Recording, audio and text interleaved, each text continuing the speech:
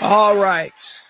Welcome in to the Rant with me, Pugs Moran, every day here from the Kelly Moore Memorial Studios in the beautiful E Gallery in Dallas's fantastic design district. We give you a brand of talk radio that I don't believe you can find anywhere else.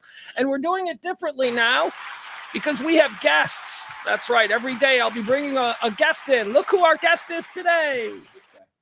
Hold on, your microphone's on. There you go. Turn me on. The aura around here is exceptional. You know what else? I didn't give you a... Here, hold on. I got to give you a... we'll go with Mustang Aaron. Oh, jeez. How do you spell Mustang? Really? Yeah. M-U-S-T-A-N-G. So it's Mustang? It's Tang, like you're drinking a delicious Tang. And you know I don't know how to spell Aaron.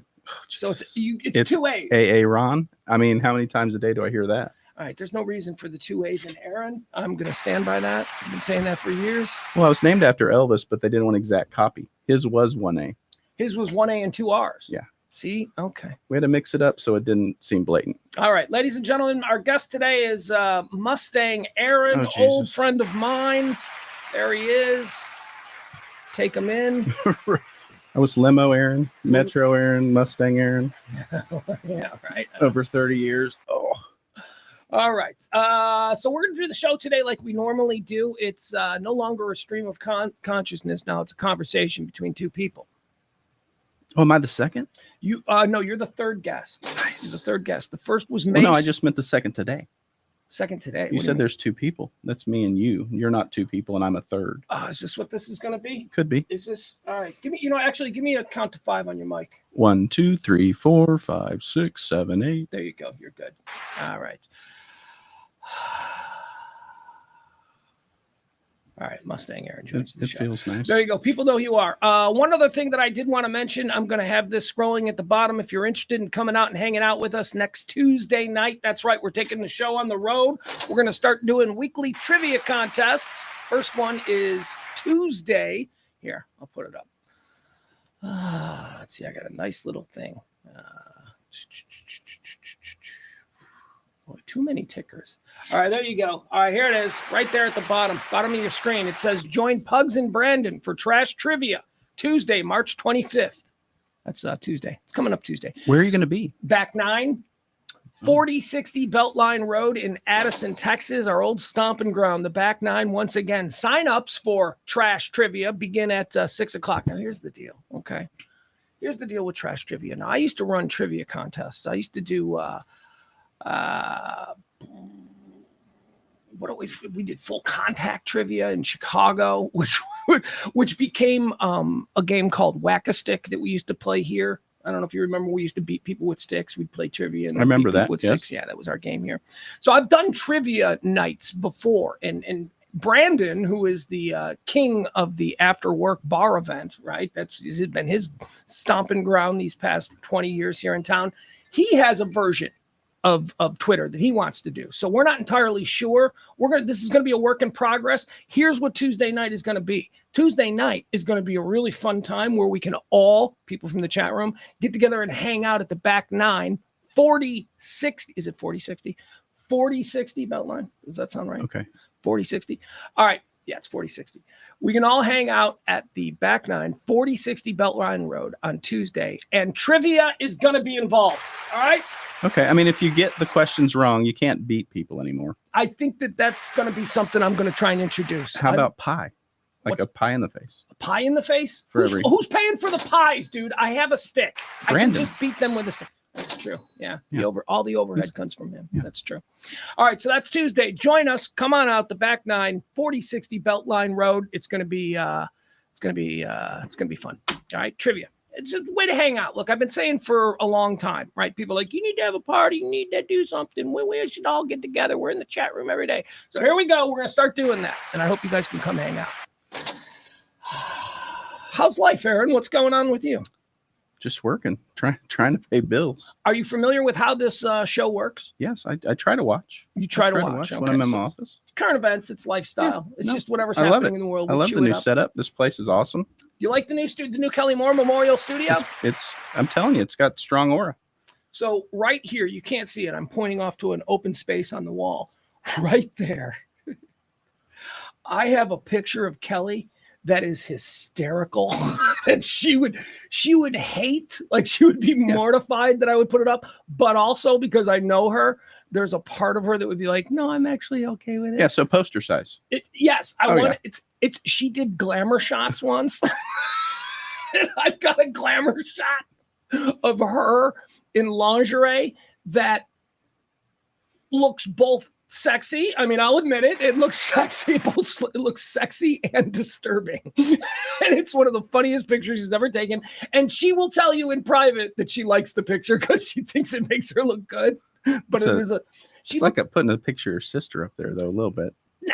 Nah, she's dead. And this is how you remember the things that make you laugh. That's true. That's, you got to keep the spirit alive. True. So I want to put that big poster size picture of her, but I want to get it framed because we've got a lot of nice frames here at the Maybe gallery. A fathead where they actually cut it out the body. Remember those they had on the wall of athletes? Yeah. A fat head of Kelly Moore here in the Kelly Moore studios. All right, let's run down a couple of things. Aaron and I, we go back about 20 years. You started out as a guy. I don't even know how you came into my life. I think you were friends with somebody who. No. Well, how did you come into my life? How did we Sybil called me and asked me if I'd drive you around in my limo for a night. And we ended up getting drunk together, and I had to call a driver to come get us. Oh, that's right. You were the limo driver. That's right. And then for the next 5 years or so, every Friday and Saturday night, you would be in the back of the limo with me while one of your drivers would drive us around. If it was only Friday and Saturday night, we'd probably be a lot healthier. Probably. Yeah. That was while we were young, and we could go till 2 a.m. on a Tuesday night. Like we'll be doing this Tuesday. No, 6 to 10. You'll be home by 10. We're not trying Question. Do you see 2 a.m. without heartburn? Sunday night, I stayed up till 1:30 in the morning, and I thought that I was going to die. I thought my body was going to give up on me. So, no, I can't remember the last time I've seen 2 a.m. If the clock hits midnight, I'm like, woof. Holds no appeal to me. Me neither. God, that is so funny about getting older. There was a time in my life where, right now on Friday at 1:02 p.m. on a Friday, there was a time in my life, if I didn't have plans, I would literally be getting anxious and nervous. And I'd be like, what am I going to do tonight? Because the idea of staying in on a Friday night was absurd. Yeah, so why would I do that now? Oh, that's the positive of it is getting to stay in. We used to have our names on bar stools. Yeah. So we didn't really have to make plans. You just show up when it was time. Well, that's changed. Yeah. Now we're old. Now we sit around and we watch TV and we're asleep by 10:45. That's pretty much how it goes. It sounds like a perfect night. All right, what do you say we get started with the show? Let's run through all the things. Here's how the show works. Four quarters, 4 different categories of things we talk about. We start out with history. We look at some events that have helped shape this day in history. It's always fun to find out what we know and what we don't know. Quarter 2 is birthdays. You like celebrities? Some of them. As much as the next guy. Yeah, whatever. Some of them. All right. So then we'll get into birthdays. We'll talk about the celebrities having birthdays, and we'll decide whether or not we wish them a happy birthday or if they suck. Then comes the deads. That's quarter 3. People who died on this day. We decide where'd they go, heaven or hell. That's fun. And then quarter 4 is quarter 4 is hot topics. But here's what I've been doing lately. I have guests booked for the next few shows, and if there's really big current events, we'll mention it, right? Like if New York explodes or something, right? We'll be like, well, let's talk about New York exploding. But I don't want to do just whatever rando current event news is in. No, I want to start tailoring the show to the guests that I have. So, it'll be a little bit different in that regard. But we're still going to talk about news stories. But I'm just going to be picking the news stories that I think my guests might be able to have some fun with. I like this. Makes sense? All right. A little different than the way we used to do it. Also, it needs to be said, the show runs on your tips and your gratuities. If you are so inclined to support this kind of talk radio, you can drop a little something in the Cash App or the Venmo. It's Friday. You can definitely use it. Got the boy this weekend. Holy shit. I Venmo myself so you'd have a record day because I was here. There you go. Yeah. We didn't get anything yesterday. We got no executive producer. Brandon sure as shit wasn't a draw. I mean, don't get me wrong. I love him and we're doing other things together, but nothing. Trivia. By the way, trivia next week. Trivia next week. No executive producer, but I would thank again Barney, who tipped earlier in the week, and he did not get executive producer credit because he got edged out by Leslie. But Barney, we'll call you the executive producer of the day. Thank you so much, sir. There you go. All right, you want to get started? I'm ready. All right, here we go. Let's get started. The first thing that we're going to do, hold on, a little bit awkward. Antecedently on this day. All right. Let's investigate some of the events that have helped shape our understanding of this particular day. First, I'm going to close some of these windows because there's no reason for me to be this confused. Aaron, you having a good time? I am. I'm a little concerned that I have a phallic shadow on my face from the mic being in between the lamp and me. Well, that's deliberate. Can you confirm that? Yes, I can. That is deliberate. The phallic shadow. All right, here we go. I won't open my page. Let's get started. Welcome to the Rant. I am Pugs Moran. These are the Kelly Moore Memorial Studios. Our guest today is Mustang Aaron. Why are you called Mustang Aaron? Why do I call you that? I mean, I've owned a lot of Mustangs. I used to host a TV show about Mustangs. You're like a Mustang guy. Yeah, you used to host TV shows. No, I'm a on Porsche Mustangs. guy with a Mustang budget. Okay, see, this is what I need to, because you drive Porsches. Like you have a Range Rover that it should be established what you do for a living. You design cool ass cars for rich people. Is that a good way to? I don't do that as much anymore because I got tired of the rich people. So I buy them, make them how I want to make them, and I sell them. And then you just sell them to any old person that wants them. Yeah, and sometimes I had a guy call me, wanted a very hard to find car. I find the car, sell it to him. Stuff like that. Are you still doing any racing? I'm more in the golf lane right now. Costs less than racing, believe it or not. The golf? You're doing golf now? You're not racing as much? Well, I've always golfed. It's hard to race, man. Racing's expensive. I race at least 4 or 5 times a year. That's it. What kind of car are you racing? What do you got? Tell people who know cars. What kind of car are you rocking? I have access to. That's nice. I have access to everything in my life is just something I have access to. So you understand. Yeah, I understand. So I have a Evo 8 prepped race car. People won't understand what that is. It's just a race. I mean, it's like dirty for going fast only. Mm-hmm. I have a 85 Mustang I built.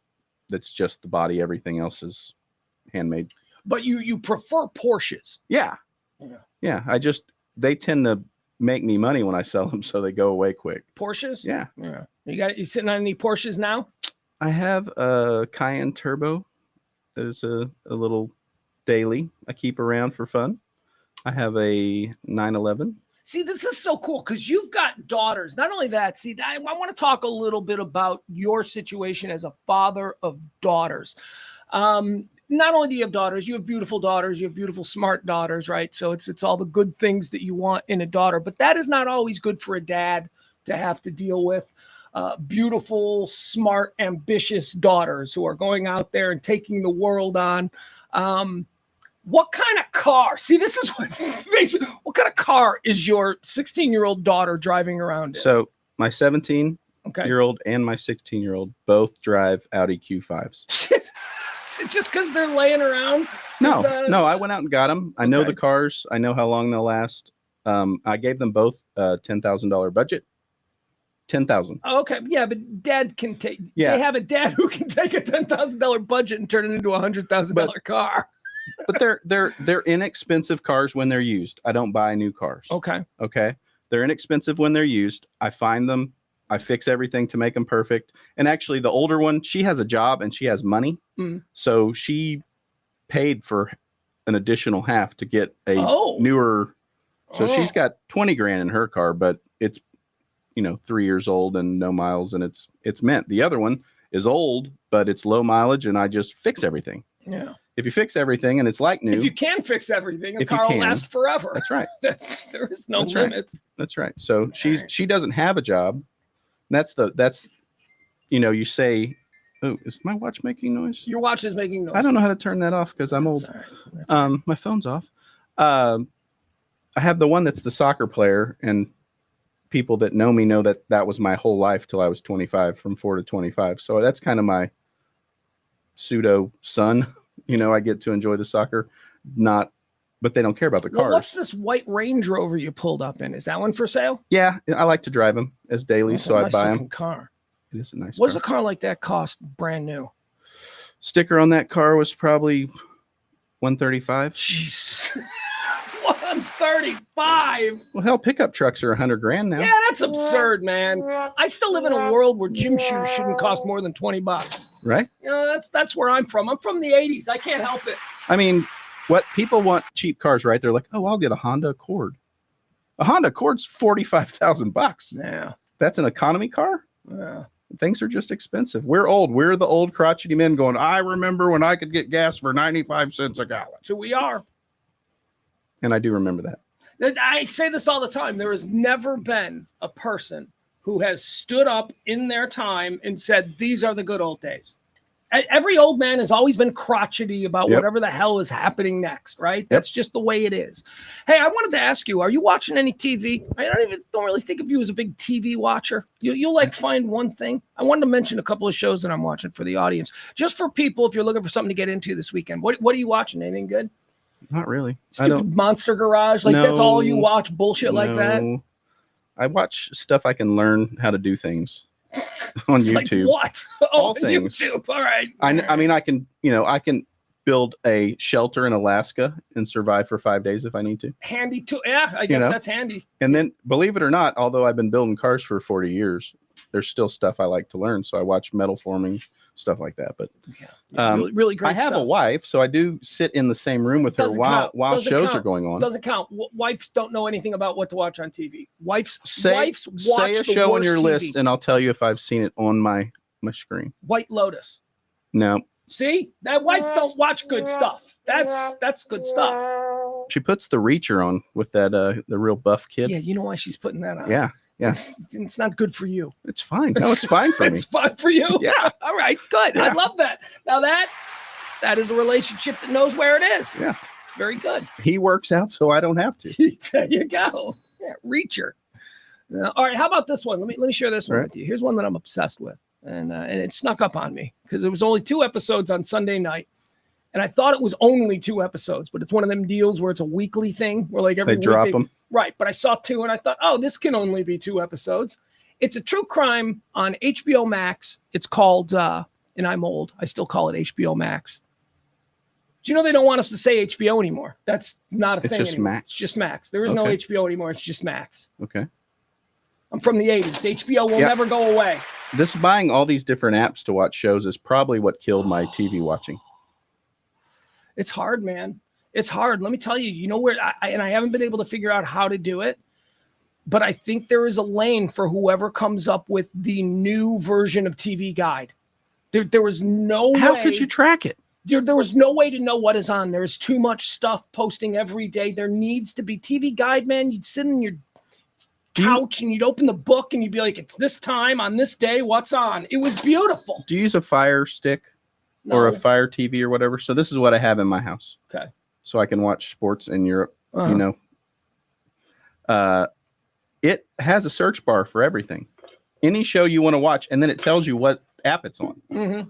So that's, I mean, I figured it out, and I'm not savvy. Okay, but here's the problem, all right? Technology has allowed us to utilize apps, which has increased the amount of things we can watch on our couch in our living room, right? We can now watch these apps. That's great. I grew up in the 80s where we had 150 channels, and then we had a little remote, and whenever we wanted to watch something, we would channel surf. Channel surf was something that our generation became very good at. Click, click, click, click, click, 15 seconds. If anything, we could tell you what's going on and whether or not we're interested in sticking around. Click, click, click, click, click. Just because technology has gotten to a point where now we can have not just 150, but 1,500 or limitless choices doesn't mean that that's better. Because I'll tell you the most frustrating thing. If I'm watching 2 football games on 2 different apps and one goes to a commercial and I want to switch over to the other, it takes 2 minutes, 2 minutes of buffering. Whereas before you could just hit recall on your remote and you're right there. So last channel. So that was lesser technology that was more functional, more practical in actual use. Just because we can do things, like I don't think shit needs to be as hard as it is. Okay, but I hear you on the show mentioning that you find a show you like and you watch the whole damn season. I binge it. Yeah. Okay. Yeah. But would you consider that wouldn't happen back then? Did you miss the structured viewing of the show on a weekly set time, set day. You're asking me, do I miss being held hostage by episodic television? Yes. Not at all. There are some things that technology has improved. We have to be fair about, oh, I lost my eagle. See, I just lost my eagle. See, it just went away for no reason. There's some nice stars and stripes over there. No, but the eagle. See, look, it shouldn't have stopped. It's got like 20 minutes left. Look, it stopped at, I don't know, whatever that is, 46 minutes.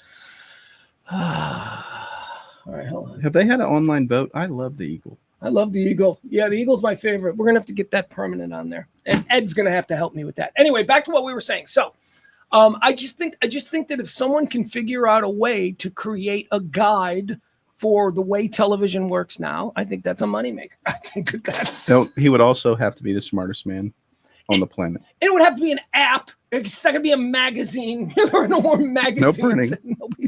No printing. Although, wouldn't that be nice? How about a magazine? What if there was, is there room for a new magazine? Because I maintain that now it would have to be online. Because I was going to say, people go to the bathroom, they take the TV magazine, they decide what they're going to watch when they get out of the bathroom. But we do that on our phone. We don't need magazines. I recall a day that we were having a get together at my house, and you went and used my man room, as I like to call it, and you bitched at me because all I had was car magazines. Oh, nothing good to read in there. But now I'll tell you, I don't even have a basket with magazines. Isn't that sad? Did your wife eliminate that? No, I have a phone. Oh yeah, all right. So I don't need them. Well, We just move on. all right. So something that I'm watching on HBO Max. Not that I White wanna Lotus. Get back to. Well, White Lotus is amazing. If you're not watching White Lotus, that's the best show on TV. That show is crazy. All right. Do you know who Karen Reed is? No. Karen Reed. It's called The Trials of Karen Reed. It's on Max. I think there's 5 episodes now, and I'm got the 5th one. I don't know if it's the last one. I think it might be the last one. I think all episodes might be there. So binge this weekend. Karen Reed is a woman from Boston. This was in the news. I covered this on the noon show the whole time. She was a woman in Boston who went out for a night on the town with her boyfriend, who was a Boston police officer. She went out partying with other Boston cops.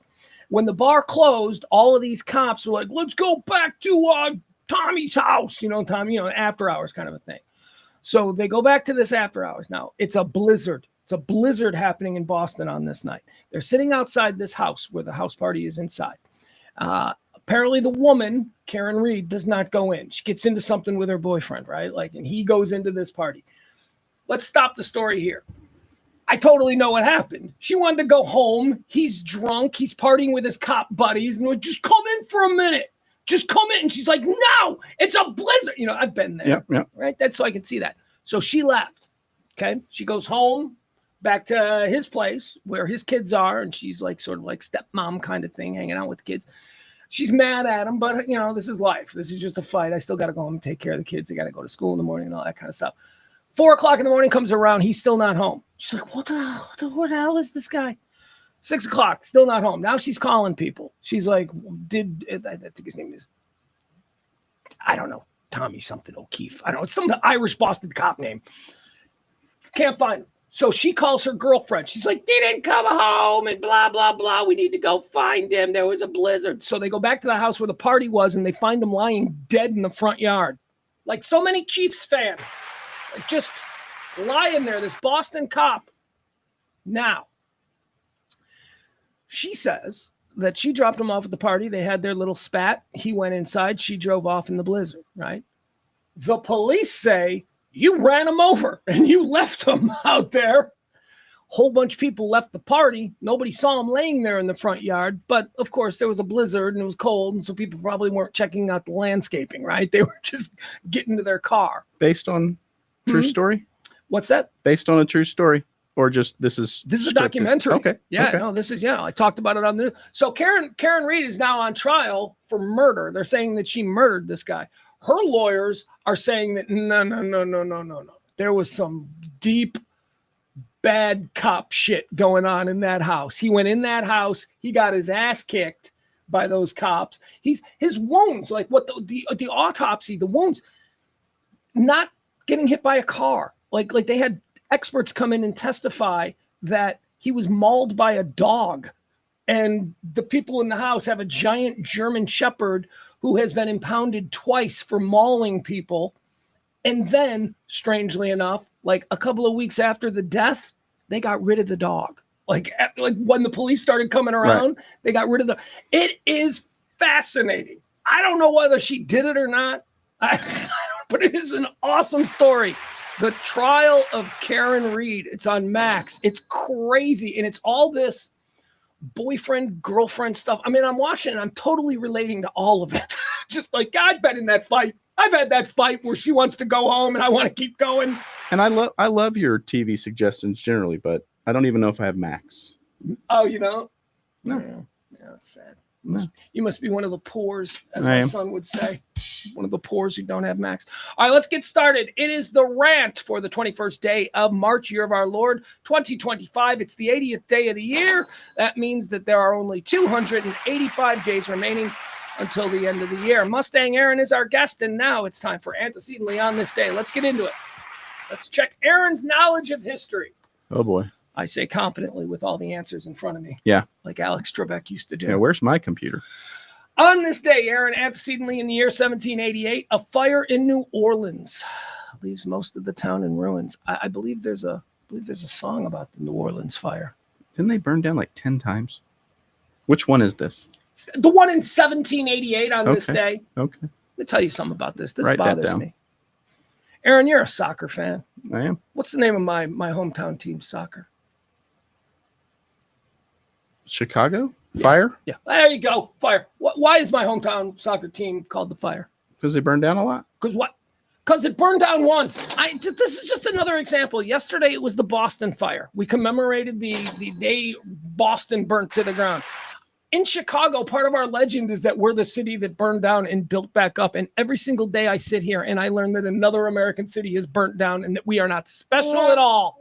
Haven't they all burnt down? They've all burnt down. The old ones all burned down. They were made of wood. They're made of wood. Yes. They were on there. There was no such thing as a fire department.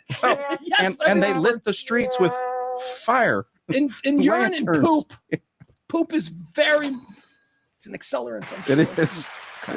All right. New Orleans burnt down on this day in 1788. Antecedently on this day in 1871, journalist Henry Morton Stanley began his trek to find the missionary and explorer David Livingstone. On the day Stanley encountered Livingstone, what did Stanley say? Come on, Aaron. This is history. Was he eaten by pygmies? Oh, yeah. Weren't they? Were they? Something like that. Somebody was. Pygmies are involved here. I don't know what. No, of course, he said, Stanley said to Livingstone, Dr. Livingstone, I presume. Oh. Remember, he thought he was living with the cannibals? Yeah. And he was the only white guy? And so Stanley said, Dr. Livingstone, I presume. True enough. I think they were eaten.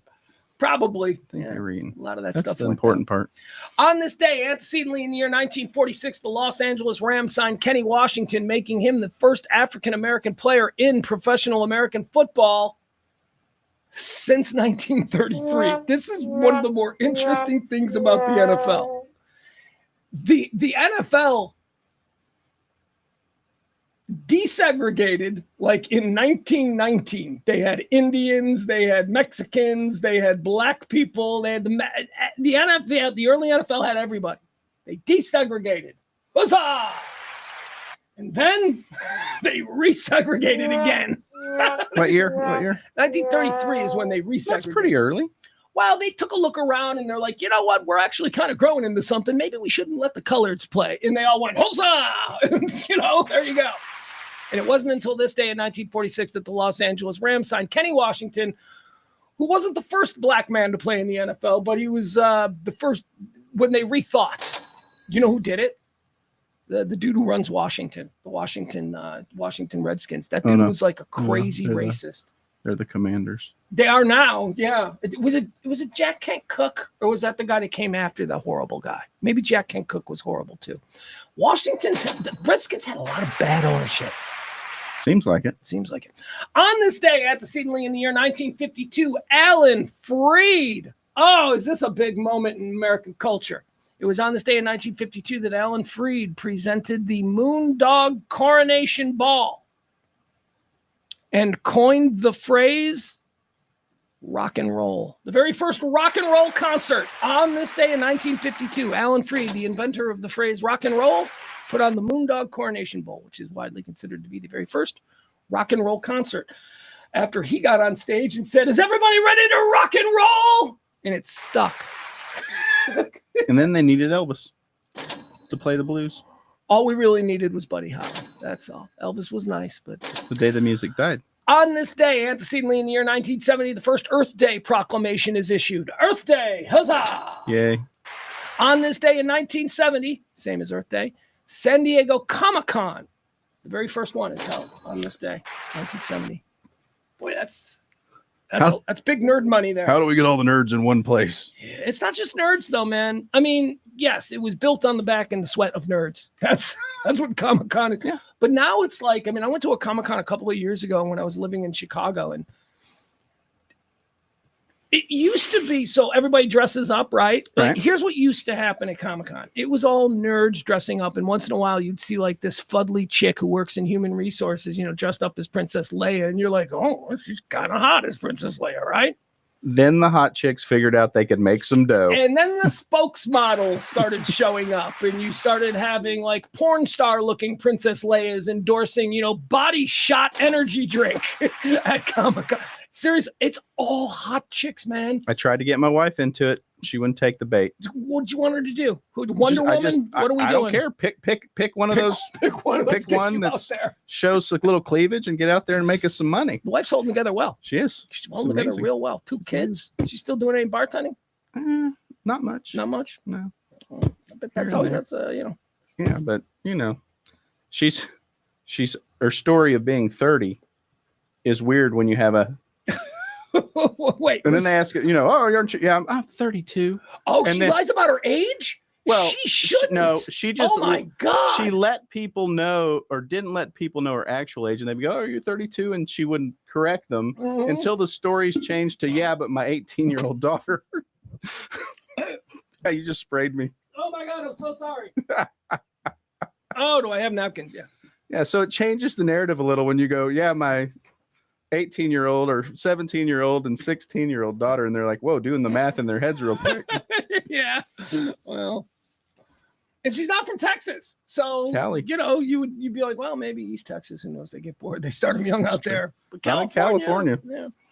All right, let's go. Let's see here. Comic-Con, that's fun. All hot chicks. It is all. I was blown away by the amount of professional non-nerd hot chicks that they roll out for Comic-Con now just to walk around. They've also made it like really techie with these outfits. I mean, these aren't like people in that stuff we used to have for Halloween.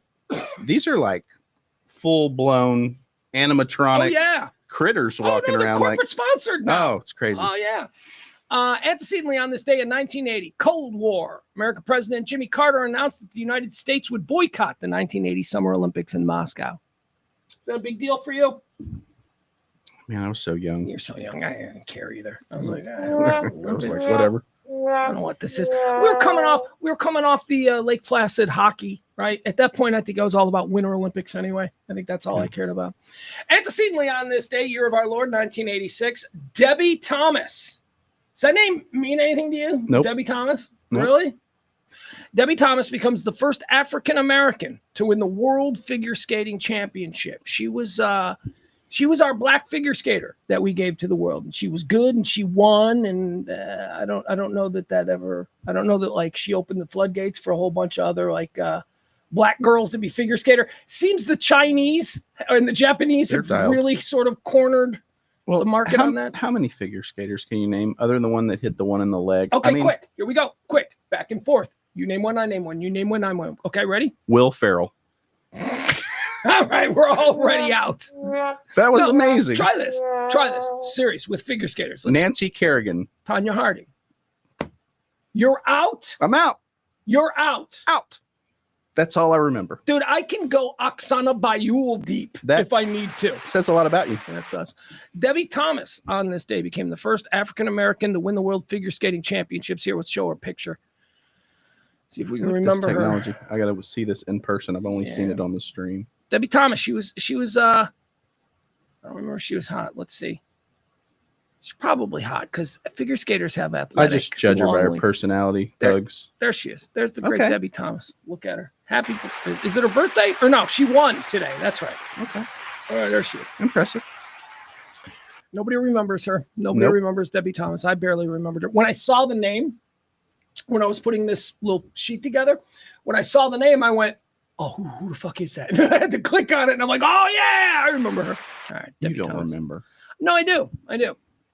In 1986, I was, have it on this day in 1986, I was 16 years old. I was in full hormonal bloom. I think the figure skaters probably held some interest to me. We were skating around in skimpy outfits. I'm 16. She was an exotic black girl. I would have noticed that. Sometimes I forget you're much older than me. Yes, I am. We didn't see a lot of black girls on TV. And Janet Jackson was pretty much the one that I went, oh, okay. Antecedently on this day, You're right. Oh, no, I'm going to sneeze now.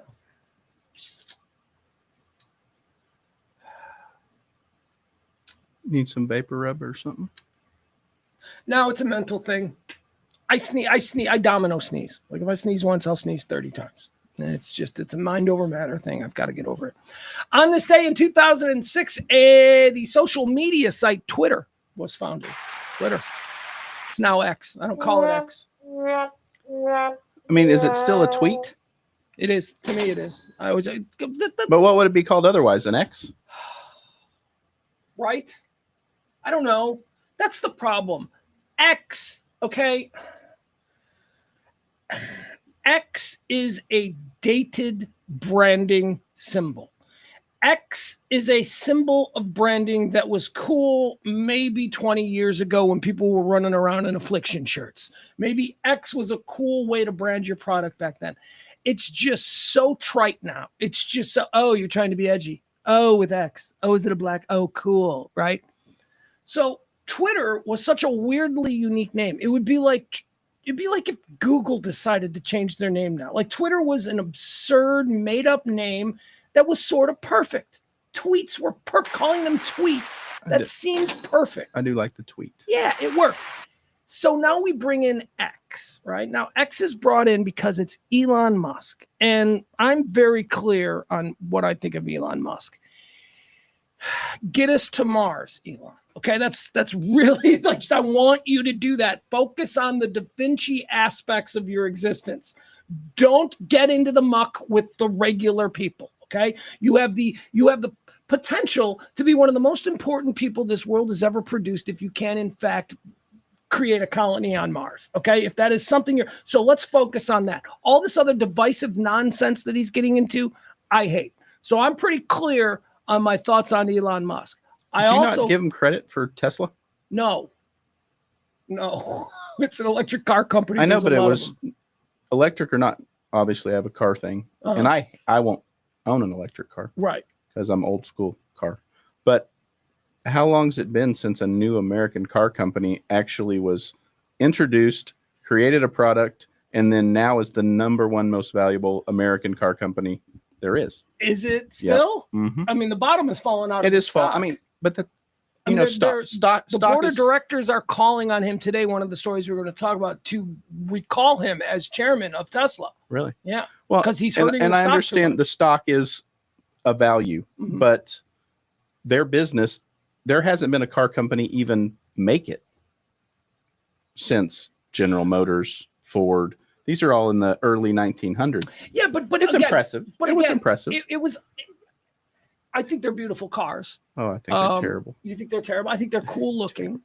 I think that again, is he an engineer? Did he build the car? Did he design the car, or is he more of a Steve Jobs? See, Steve Jobs for a long time was given all the credit that Wozniak was due. True. But I mean, without Jobs or without Elon, you don't have the iPhone or the electric car. I think if you remove them, it might not get to the finish line. That he's a puppet master.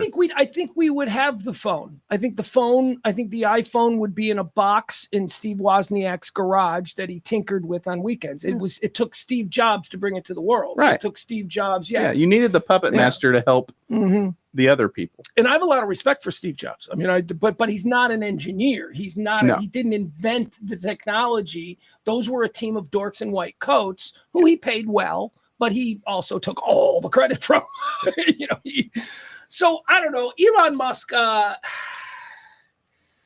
here's the problem with X. And this is what I was getting on. Elon Musk is on the spectrum.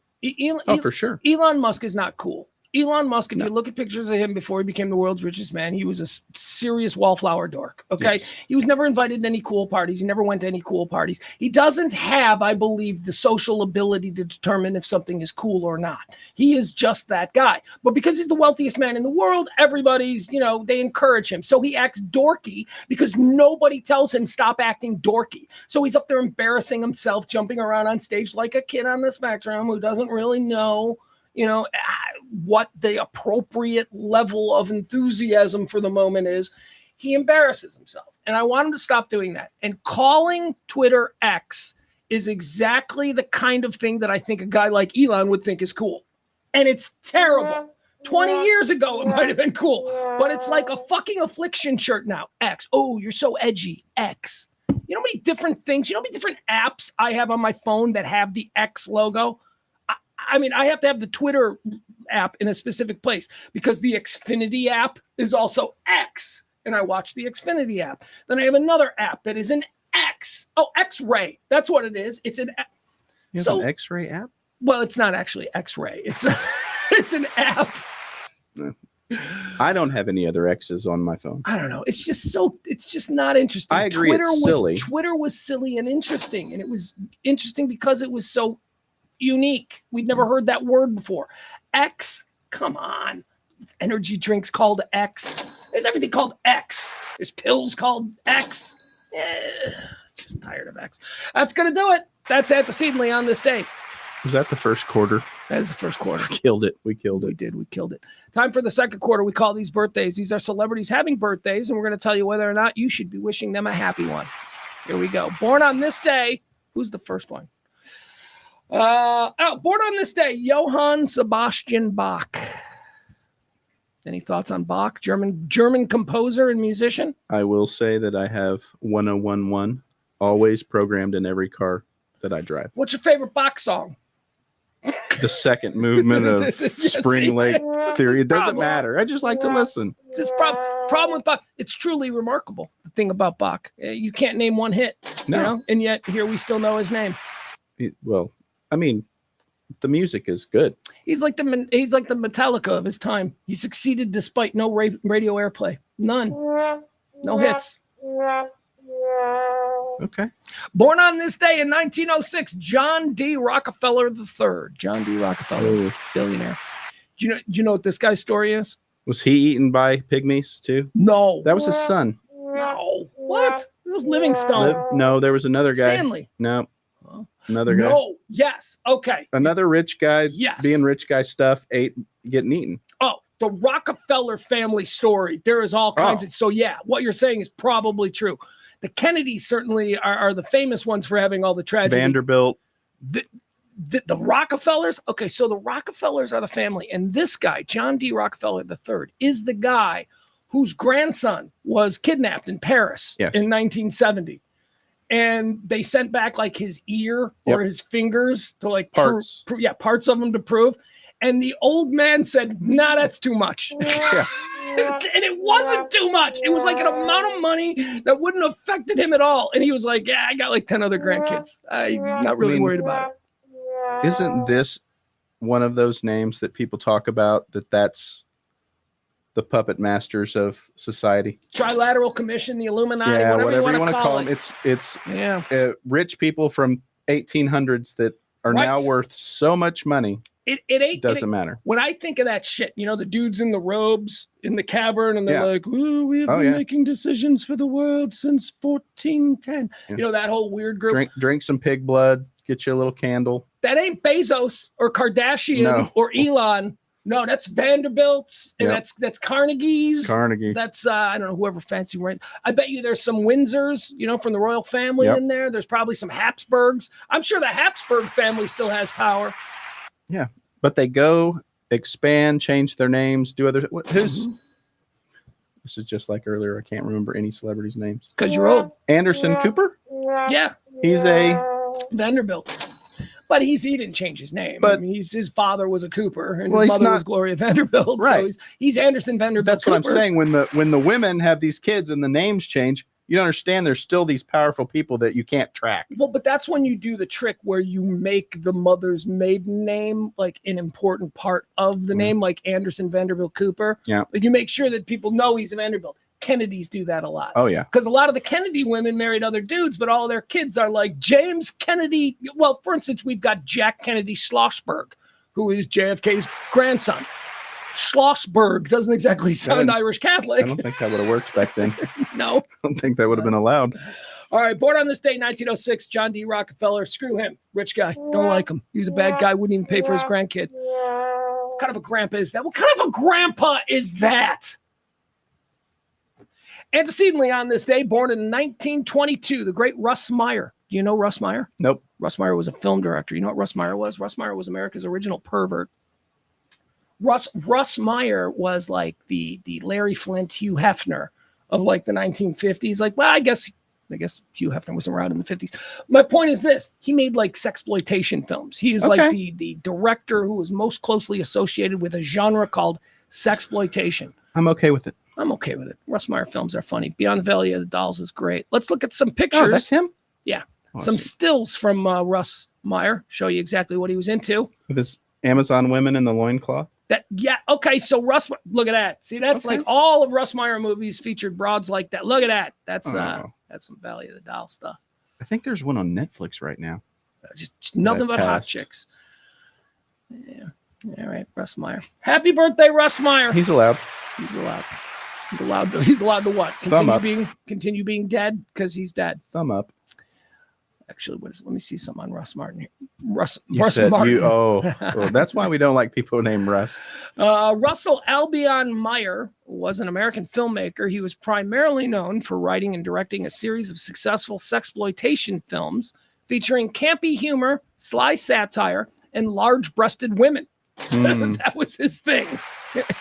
Some of the movies you might know that have received a cult following: Faster Pussycat Kill, Kill, Kill. How about Vixen? Super Vixens, because Vixen was so successful. Wasn't enough. Got to do Beneath the Valley of the Dolls, which I think is his magnum opus. Absolutely. All right, there you go. Russ Meyer.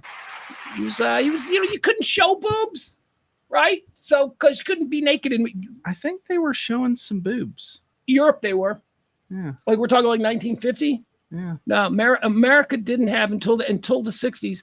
They created the MPAA, which is the rating system. Right. And that's when in the 1960s is when they started allowing people to show boobs. But before that, like we never saw Katharine Hepburn's tits. We never did. Think about that. We've seen Nicole Kidman's, we've seen Meryl Streep's, we've seen every great actress tits of the last 50 years. We never saw Bette Davis's. That's true. Do you remember, like all good movies had just a flash of boob in them? Yeah, and gratuitous boob scene. Yeah, if you're a that's what the 70s and 80s were 15-year-old boy, you're watching Hot Dog, the movie about skiing.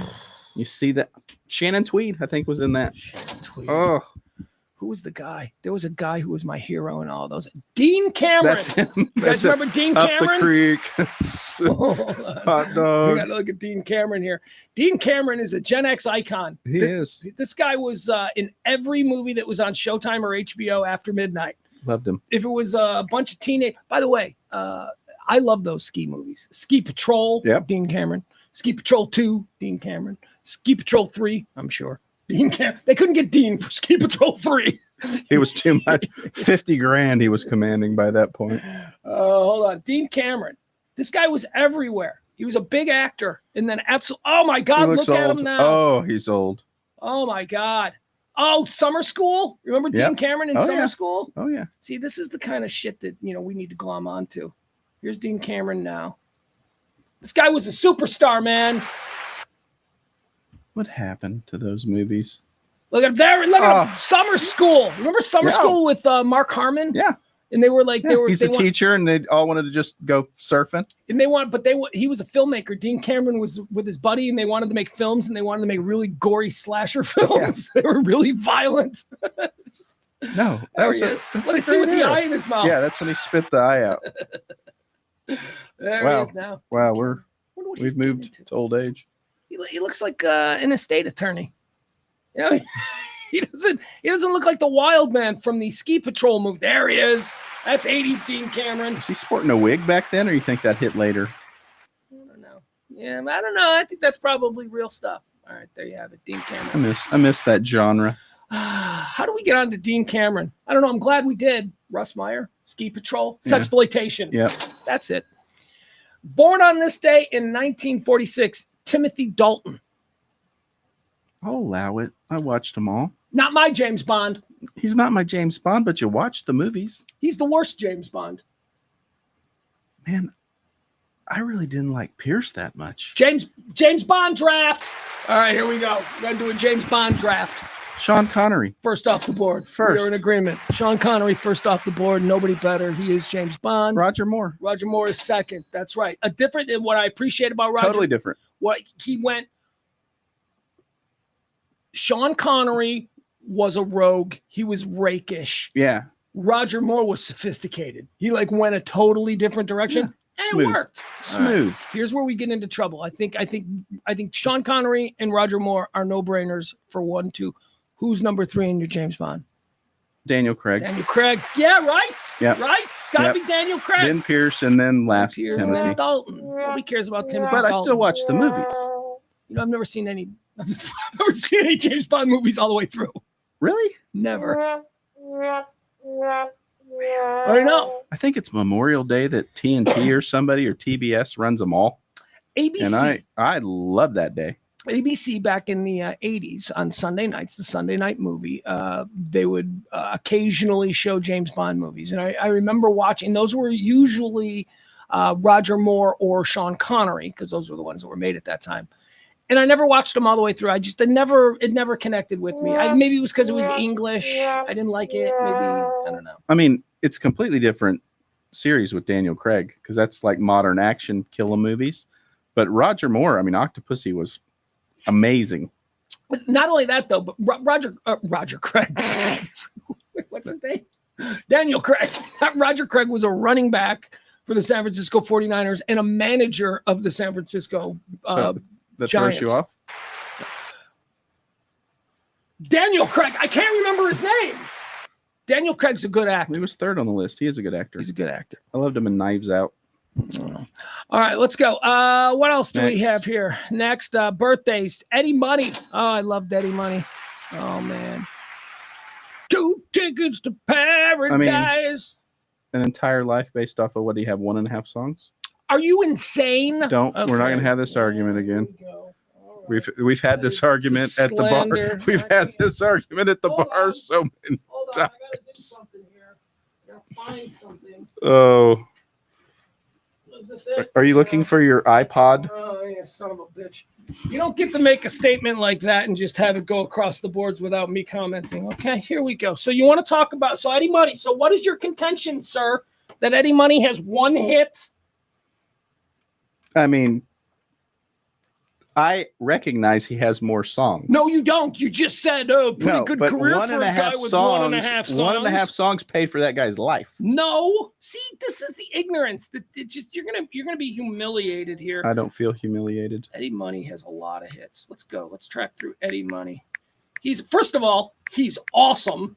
He's Eddie Money for the last 10 years of his life. He's dead, sadly. For the last 10, 15 years of his life would play any county fair that would pay his $25,000 fee or whatever the hell it was that he was looking for. Does he lose a point for calling himself Eddie Money? No, because his name was Eddie Mahoney and his nickname was Muddy. Okay. So everybody just called him Money. I'll allow it. Yeah. That's a lateral.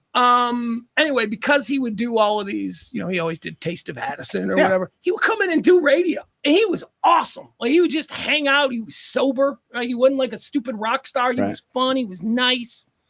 All right, so here we go. It's Eddie Money's birthday. Aaron's talking shit on him. So what would his 2 1.5 hits be? Paradise. Okay. Yeah. 2 tickets to paradise. I mean, everyone knows that. It's a good jam.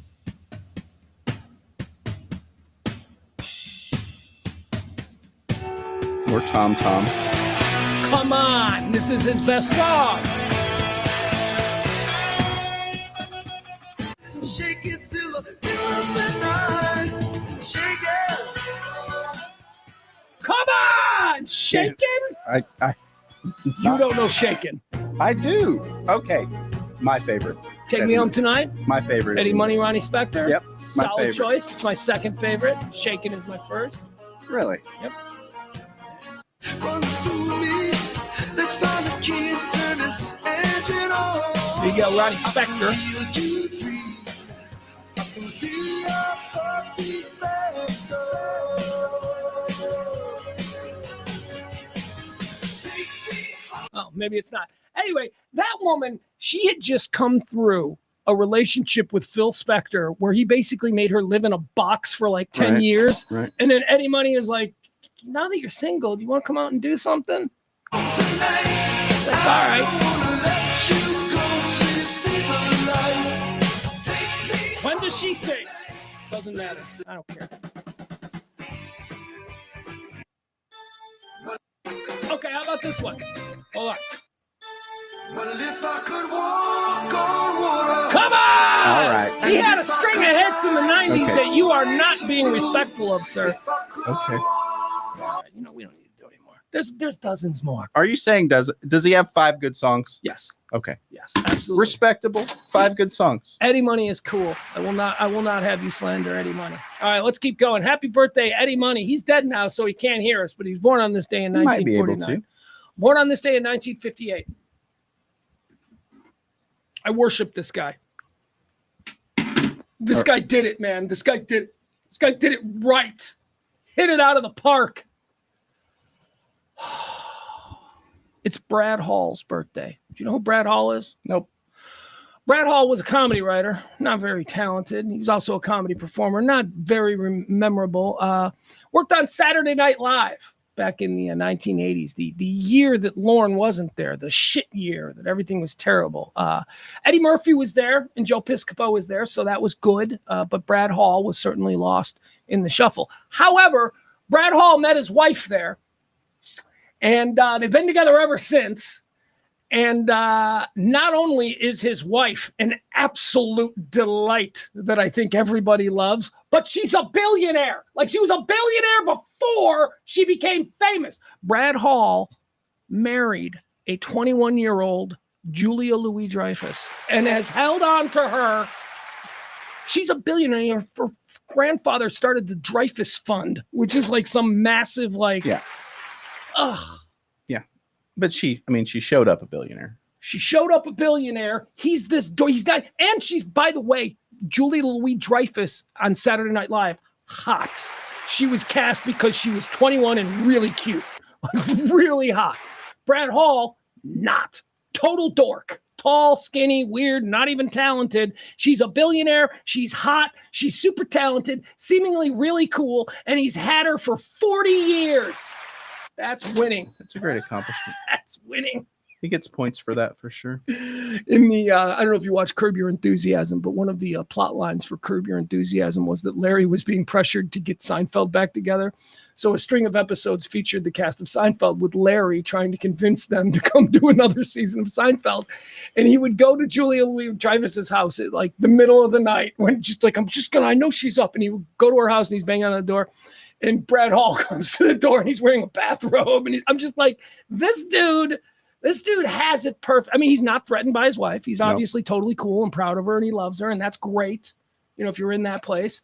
And he never had to be a success. He never had to be a success. Dude should be living in an apartment off the expressway in Van Nuys. Do you know that he did not come from money? Because a lot of those Richie Riches find each other and then... That's true. You know what I mean? It's very true. Yeah. All right, so this is how we find that out. Well, he's so unimportant. He has no there. He has no early life. Early life is usually where we find this out, where it says his father was the founder of General Dynamics. Well, who was his father? William Bradford Hall. That's a rich kid name. It is. It's a rich kid name. William Bradford Hall is an American actor, comedian, and filmmaker. He appeared on Saturday Night Live from 82 to 84. He was also known for manning the Weekend Update, then rebranded as Saturday Night News. He also created the sitcoms The Single Guy, failure, and Watching Ellie, a failure. Hall was a producer, writer, and director on the Golden Globe-winning sitcom Brooklyn Bridge, for which he received a Primetime Emmy. Very nice. If this was a friend of mine, I'd be like, my friend's a successful TV guy. Heck yeah. But he's married to Julia Louis-Dreyfus, Right. so in comparison, that's... He could have just put his name on Veep. Right? He's like a production helper, and she's a superstar. Hall was a producer on Brooklyn Bridge. He has appeared in various motion pictures. Most notably, we don't know these, Troll. Most notably, Troll. That's his big acting credit. Troll. From 86. Personal life. All right, here you go. He was born and raised in Santa Barbara, California. That's rich people. That's what? Rich people live there. Yeah, Santa Barbara's wealthy. All right, so that's going to tell us something. Hall was born and raised in Santa Barbara, California. He was an avid surfer as a child, saying that he learned how to surf as soon as he could walk. Hall is married to actress Julia Louis-Dreyfus, whom he met while both were attending Northwestern University. He got her in college. Score. And then they went to Saturday Night Live together. Wow. But Northwestern. Pugs, who goes to Northwestern? Rich people. Okay. Rich people go to Northwestern. Hall is married to actress Julia Louis-Dreyfus, who he met while both were attending Northwestern University in Evanston. They met in a comedy troupe that Hall started. They both performed on Saturday Night Live from 82 to 84. They appeared together in Troll. Yeah, but she would go on to do other things. Maybe.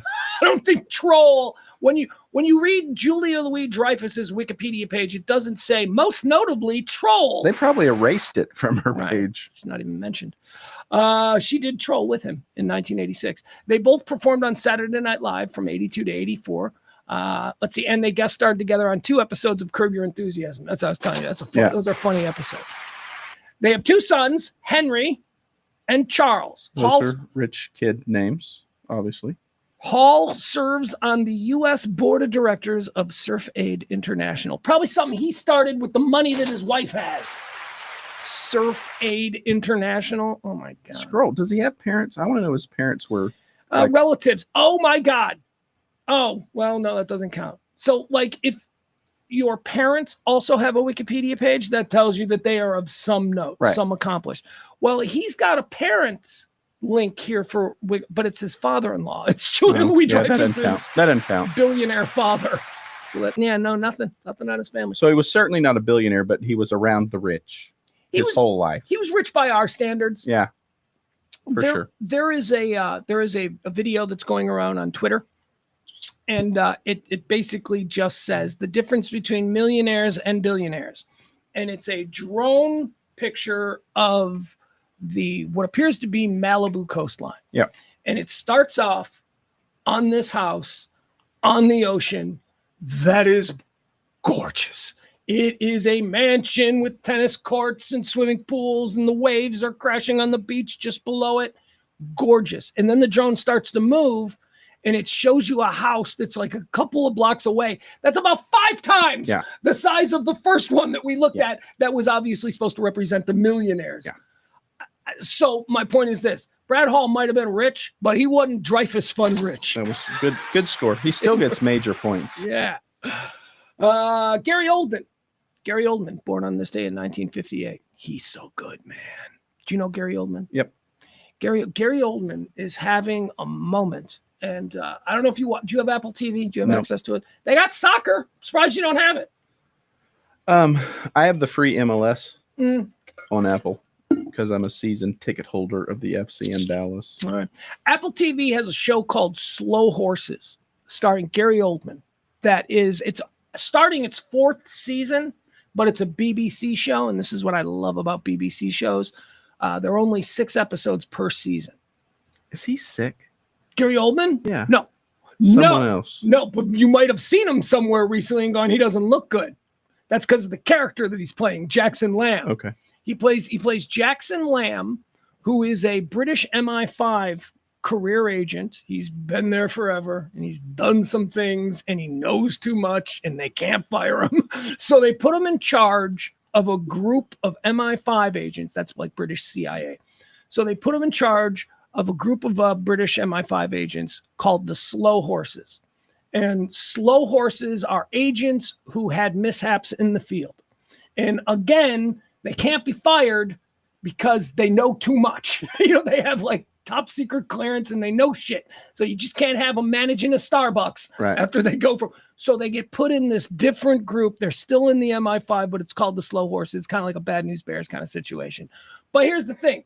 Most of these people who are slow horses, they're not fuck ups. They were just in the buck got passed and they got blamed because somebody higher up, Yeah. So Slow Horses is about Gary Oldman in charge of all of these so-called thought to be fuck up agents who really aren't. They're just really, it's awesome. Slow Horses. Okay. And the reason that you may have seen him looking like someone who looks like he's dying is because he plays Jackson Lamb, who has been an MI5 agent for like 60 years. He's a raging alcoholic. He chain smokes. He doesn't bathe. He just looks awful. And that's part of the character. And he's brilliant. Gary Oldman is a He's baller. always been good. Oh. Consider him a superstar? Yeah. I think not. I think he's like too good at acting to allow it. Like he just. That's interesting. That is interesting because, yes, he isn't Ryan Reynolds. No. He isn't Leonardo DiCaprio. No. But if you were to tell Ryan Reynolds or Leonardo DiCaprio that Gary Oldman's here, they would want to talk to him. Yeah. They would be like, where? Oh, God, I'd love to meet him. Yeah. And they'd be nervous. He's respected, is what he is. He's considered an actor, not necessarily. Although he did some I mean, he was in some, trying to think, he was in some big movies. He was in Dracula, right? Wasn't he? Yeah. Dracula. He was Sid and Nancy was the first movie I ever saw. He's awesome. Gary Oldman, happy birthday. Born on this day in 1958. Born on this day in 1962, a man you already mentioned today, Matthew Broderick. Did you mention Matthew Broderick? Mm-hmm. He was born on this day in 1962. Did you know he killed 2 people? In real life? In real life? Nobody talks about this. He killed 2 people. 4. Continue. Well, he used to be with Nobody Puts Baby in the Corner. Can't remember what's her name. Jennifer Grey, the actress. Nobody Puts Baby in the Corner. She messed up getting her nose fixed. We all know the story. I think she looks good with the nose fixed. No, she looks better, but nobody knows who the hell she is. Right. That's a problem. I didn't recognize her. I saw Jennifer Grey in something, and they're like, "This is Jennifer Grey." I'm like, "That's not Baby," and they're like, "Yes, it is." I'm like, "She's hot." Baby had a big honker. I still have nightmares about that movie. That was my mom's favorite movie. My mom loves Patrick Swayze. I know. I mean, your mom loves her. Yeah. She wore out VHS tapes. They would break, and my dad would have to go get a new one. And I felt so bad. My dad was, you know what? My dad was kind of a short fella. Uh-huh. He wasn't Patrick Swayze, but maybe she's into that kind of short, dancy man. No, I don't think that's it. I because Patrick Swayze doesn't play short on screen. Like, you don't know he's short. Oh, he looks short to me. Do you think so? Yeah. I don't think women see that he's short. I think they see that he's got 0% body fat. But I can't watch that numero uno because Patrick Swayze to me is Roadhouse Patrick Swayze. Right, yeah. And Point Break? Point Break. I'm an FBI agent, Bodie. Johnny Montana. Wait, what was his name? Johnny Utah. Johnny Utah. Yeah, that's it. I missed that one. Yeah. And I mean, Red Dawn. Come on. Yeah, Charlie Sheen, Emilio. Yeah. So what you're saying here is you'd like to state unequivocally you never saw Patrick Swayze as the sex object. Your mother did. No, except Ghost. That was pretty hot. That was Demi.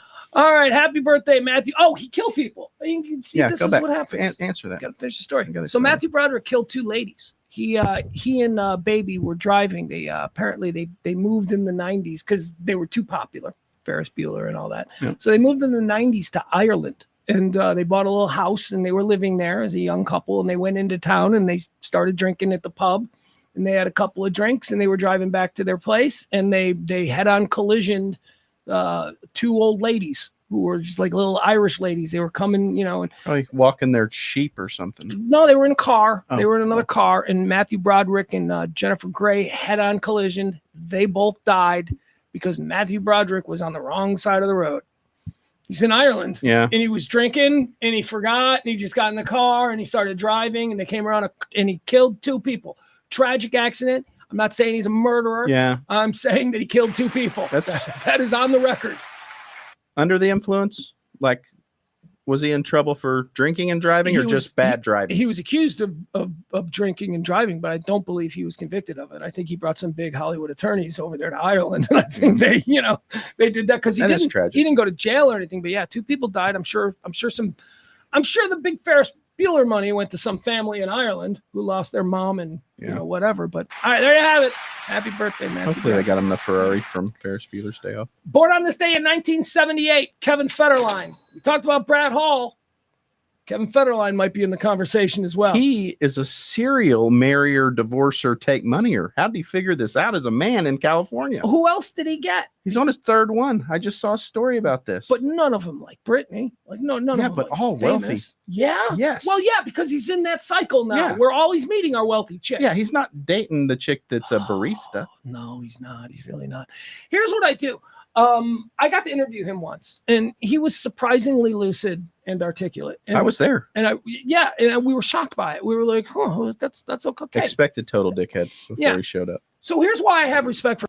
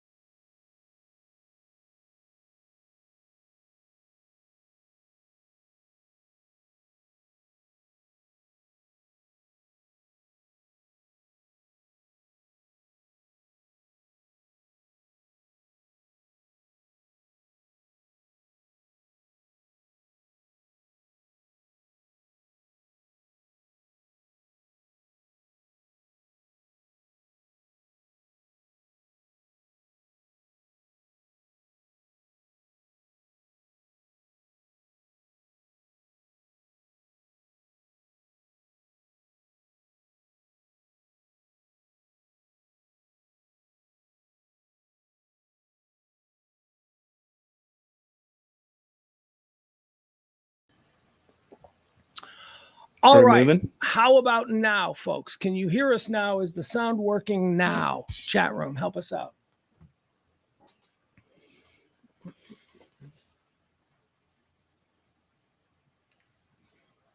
You gotta wait. This is what's so awful.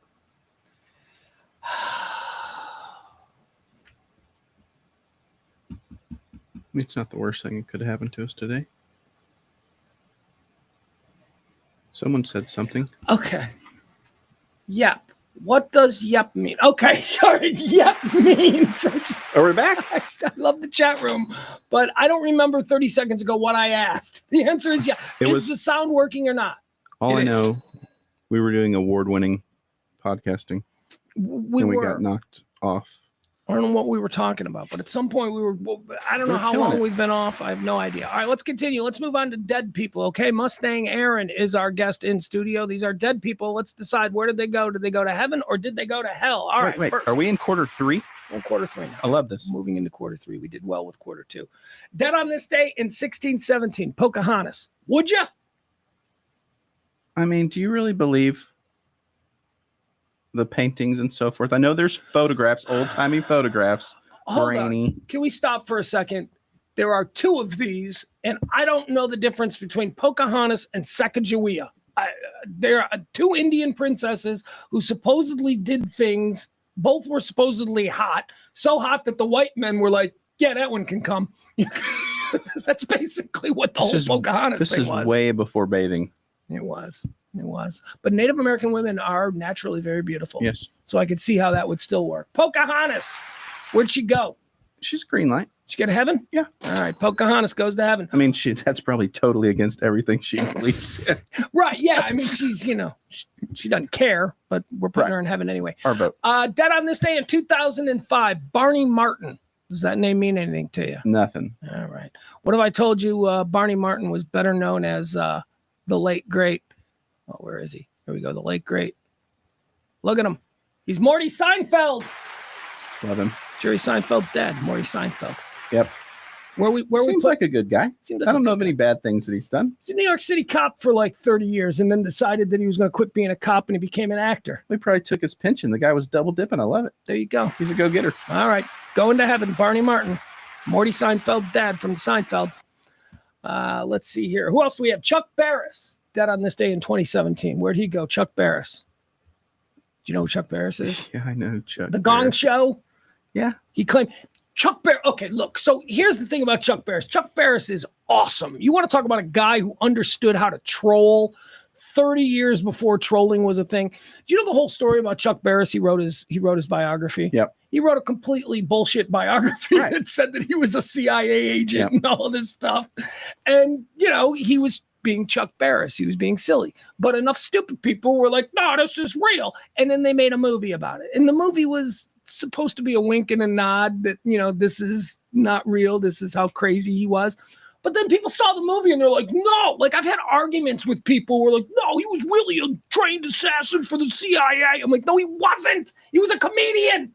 They asked him to write a biography and he said, I don't really have that much interesting stuff. And so he made everything up. That's all. Yeah, I mean, you can't go to hell for that. It's going to heaven. Chuck Barris is cool. He's fine. It's fun. That's awesome. I mean, not that anyone would want me to read or write a biography, but if I did, I'd probably lie about a lot of stuff. You have to. I don't believe anything I read in biographies. We'd have to lie a lot. or leave certain things out. No, I don't think so. Like, I think if I ever to write like a memoir, and again, not that anybody would read it, but I wouldn't leave anything out. I would think that's the whole point of the memoir, is to go hard. But whenever, like, I love nonfiction. So all the books that I read, that I choose to read, are typically biographies or, some kind of historical book, right, or a book about an event or something. What I won't read are autobiographies. Never. And what will get me to read it is if it's an unauthorized biography. If it's an unauthorized biography. That's where all the dirt. Take it with a grain of salt, but it's the most fun. They're the most fun reads, the unauthorized biographies. All right, what are we doing here? We got Next Deads. up. Is that the Chuck Barris? We're putting him, where are we putting him? Heaven? He's fun. We're putting him in heaven? I think that's fun. All right, there we go. Chuck Barris. That's going to do it, man. That's it. First 3 quarters are in the books. Jesus, we're amazing. It's now time for us to just talk about the world and what's been happening. Quarter 4. Are you ready? I'd like to once again remind you all that we don't have an executive producer today, but if we did, we'd call it Barney, because Barney was he helped out this week. If you folks want to help out the show, drop a little something in the Venmo or the Cash App. It is a big weekend for us here. It's Kids Weekend, so help the show out if you can. I love my kids' weekends. I don't know why I say that. That's programming. Because if I'm being honest, I'm like, ugh, I gotta drive all the way up and get them. Like, I love getting them. I just wish he lived next door, you know? And it's not that far. It's not far at all. But it's Friday and it's traffic and hell, it took me 3 years to get down here, 2 years to get down here. It was a 25-minute drive from my shop. Yeah, where did you have to go? You went to an auto auction before here? Yeah. Where was that auto auction? Louisville. Oh, okay. All right. So I thought maybe there was a No, chance I was selling a car, so I had to make sure everything was cricket. Oh, did you sell the car? Yeah. Yeah, all right, very good. What'd you sell? Cayenne, Porsche. Porsche Cayenne.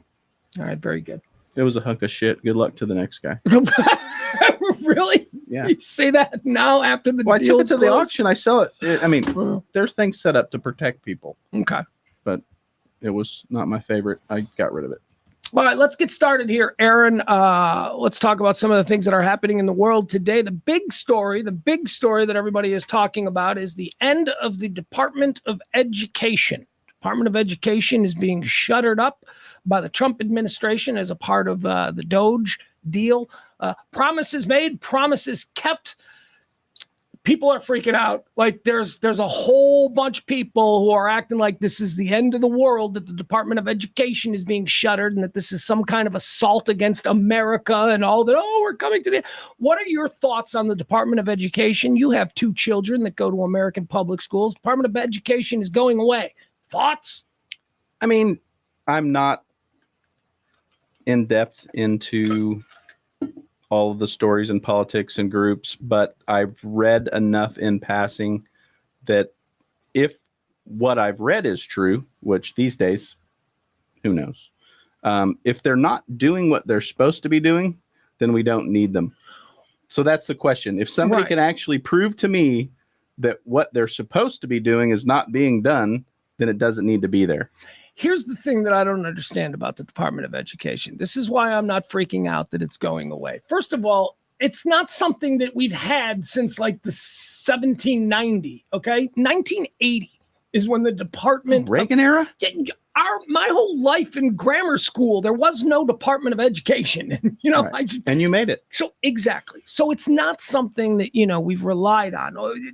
Here, let me read you a little bit about the Department of Education, okay? The Department of Education is administered by the United States Secretary of Education, a cabinet position. Wasn't a cabinet position before Jimmy Carter, but they made it one. In 2021, there were more than 4,000 employees. It's the smallest staff of all the cabinet agencies. So of every cabinet secretary staff, education, the Secretary of Education is the smallest. And again, it was only started it was established in 1979. It had a budget in 1979, right? This is where it gets interesting. Had a budget in 79 of $14 billion a year. The current budget for the Department of Education in 2025, are you ready for this, is $268 billion. So 45 years ago, it was $14 billion. And now, allowing for inflation, you know, you would expect that number to be significantly higher 45 years later, but $268 billion? It seems a little rude. Seems like there's some money being wasted. Seems, especially since we're talking about a department that didn't exist before 1980. We educated the entire baby boom, half of Generation X, and even a few millennials in their earliest years. We did that all without a Department of Education. So for it to be taken away, it's not like they're ending the First Amendment or something. Right. I mean, we defeated Hitler. Without the Department of Education. Amazing. Yeah. What is the Department of Education's duties? See, what does it do, right? Because we know we have local school boards. We know we have local, votes on things. So what is the federal influence? I have friends that work at multiple ISDs, including my mom. My mom's been in Richardson ISD for 45 years. Yeah. They have their own government, Mhm. I will call it, finger quotes, that sets up what's going to happen. Their own budgets, their own everything. So what is this? What is the Washington, D.C. version of that government doing for them? Because I have people that work at Frisco. They have their own budgets, their own stuff. Well, this is where budget conscious people, when it comes to a government, sort of argue that this is an example of the redundancies that we have, that our taxpayer dollars, there is no reason for us to have a federal oversight, which is essentially what the Department of Education is. It's a federal oversight that is designed to essentially keep tabs on what the local school boards are doing. A lot of people have a problem with that the local I community, think I'm one of them. that the local community can be overrun by federal influence. I don't like that. I don't think I do either. I think that local. Let's get into what the Department of Education was set up to do. Okay, this is what ostensibly their reason for existence. They established policies on federal financial aid for education and distributing as well as monitoring those funds. Financial aid, Pell Grants. You want to go to college, right? So the Department of Education, that's very important stuff. You can't just eliminate that unless we're going to say we're not giving kids grants anymore. So that needs to be fixed. You can't just get rid of that.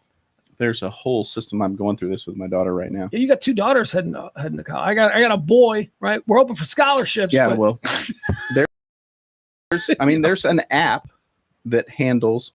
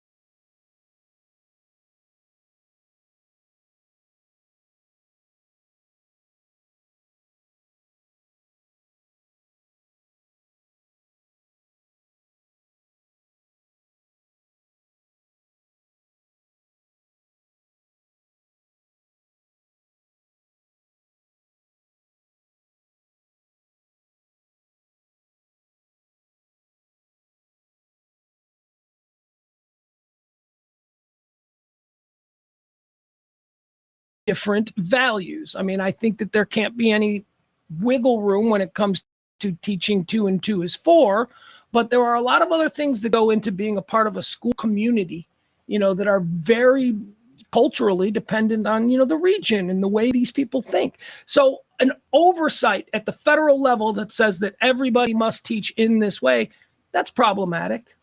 Well, this is semi-aside, but I watch a bunch of these TikTok people that come over from Europe, and they're floored at how big the United States is. Yeah. And the first thing they always says is, when you cross a state line, it's like going into a different country. That is everybody from Europe says that about America, yes, that there is no difference traveling from France to Germany or traveling from Illinois to Indiana. 2 different places. It is the exact same kind of phenomenon. Right. It's just we're all in one united federation. Yeah. And so there shouldn't be, I agree,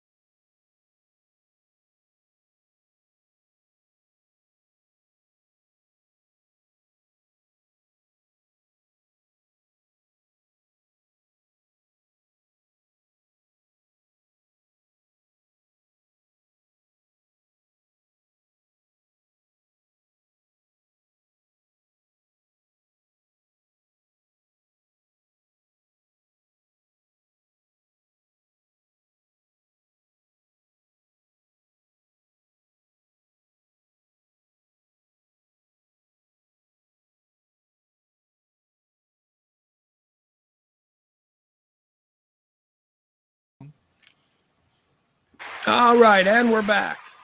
I'm sorry. All right, folks, I apologize for that. All right, let's keep going here. We were talking about the Department of Education. It's being closed up, and I'm not all that worried about it. Don't let people spin you out of control. It's only been around since 1980, and quite frankly, I don't know what they do, and it's really expensive. There is the human aspect of it. Yeah. They employ thousands and thousands and thousands of people who are now out of work. That's the ripping the Band-Aid. Initially, it hurts. But if they're not doing anything, they got to go find something to do that helps. It's a solid argument. All right. How about this one? Here's another one. This is interesting because it's happening here in Texas, but also RFK Jr., who's the head of Health and Human Services, Secretary of Health and Human Services. He says that he supports this at the national level. You have two daughters who are in school. I have a 15-year-old son who is in school. How do you feel about the new law here in Texas that seeks to ban cell phones from schools? Your child will no longer be able to have her cell phone in her school. I love it. I hate it. Do you? I absolutely hate it. I am not going to allow the government to stop me from being able to contact my child until they do fucking something about school shootings. I am not sending my kid anymore in America in 2025 without a phone. Well, if something goes on, I need to be able to contact him, whether it's via texts or whatever. But if the school now is going to have a bag, like I'm at some wellness retreat and they're going to make all the kids put their phones in the bag, no. I believe my high school's been doing this all year. Yeah, no, Lake I'm Highlands very uncomfortable with that. Not my kids, my high school I went to in Richardson, Lake Highlands. Yeah? I think they already do it. They put them in those little bags when they walk into the... No, man. I'm sorry. Look, I get it. I wish I didn't have to feel this way. Right. I wish that there wasn't this fear. And thankfully, you know, my kid's got 2 more years of American public school and knock wood. Point is, I need to be able to contact my kid when he's in school. When he's in school hours, when he's not there. I'm sorry. It's just the world we live in. It's just the way I operate now. I wish it wasn't that. I understand there's a problem with kids having phones in schools. The distractions are a big issue. But no, until somebody does something tangible about the situation where idiots are walking into schools with guns and killing people's kids, I need to be able to contact my kid during school hours. That's just how I feel. I mean, I understand your argument completely. And was it coverage or was just back in our day, nobody shot up schools? So, I mean, because my parents would call the office and then the office would send somebody and then I'd come down to the office and then that's how they got a hold of me. It's a different world. I mean, look, there were always mass shootings in this country going all the way back to the 1950s. It was about coverage. It was about the amplification of regional stories. There were times like in 1957, a dude walked into a school in Schenectady, New York and killed 10 kids. Nobody outside of Northern New York ever heard about it. Right? Cronkite didn't talk about it on CBS at 6:00. It was just a regional story.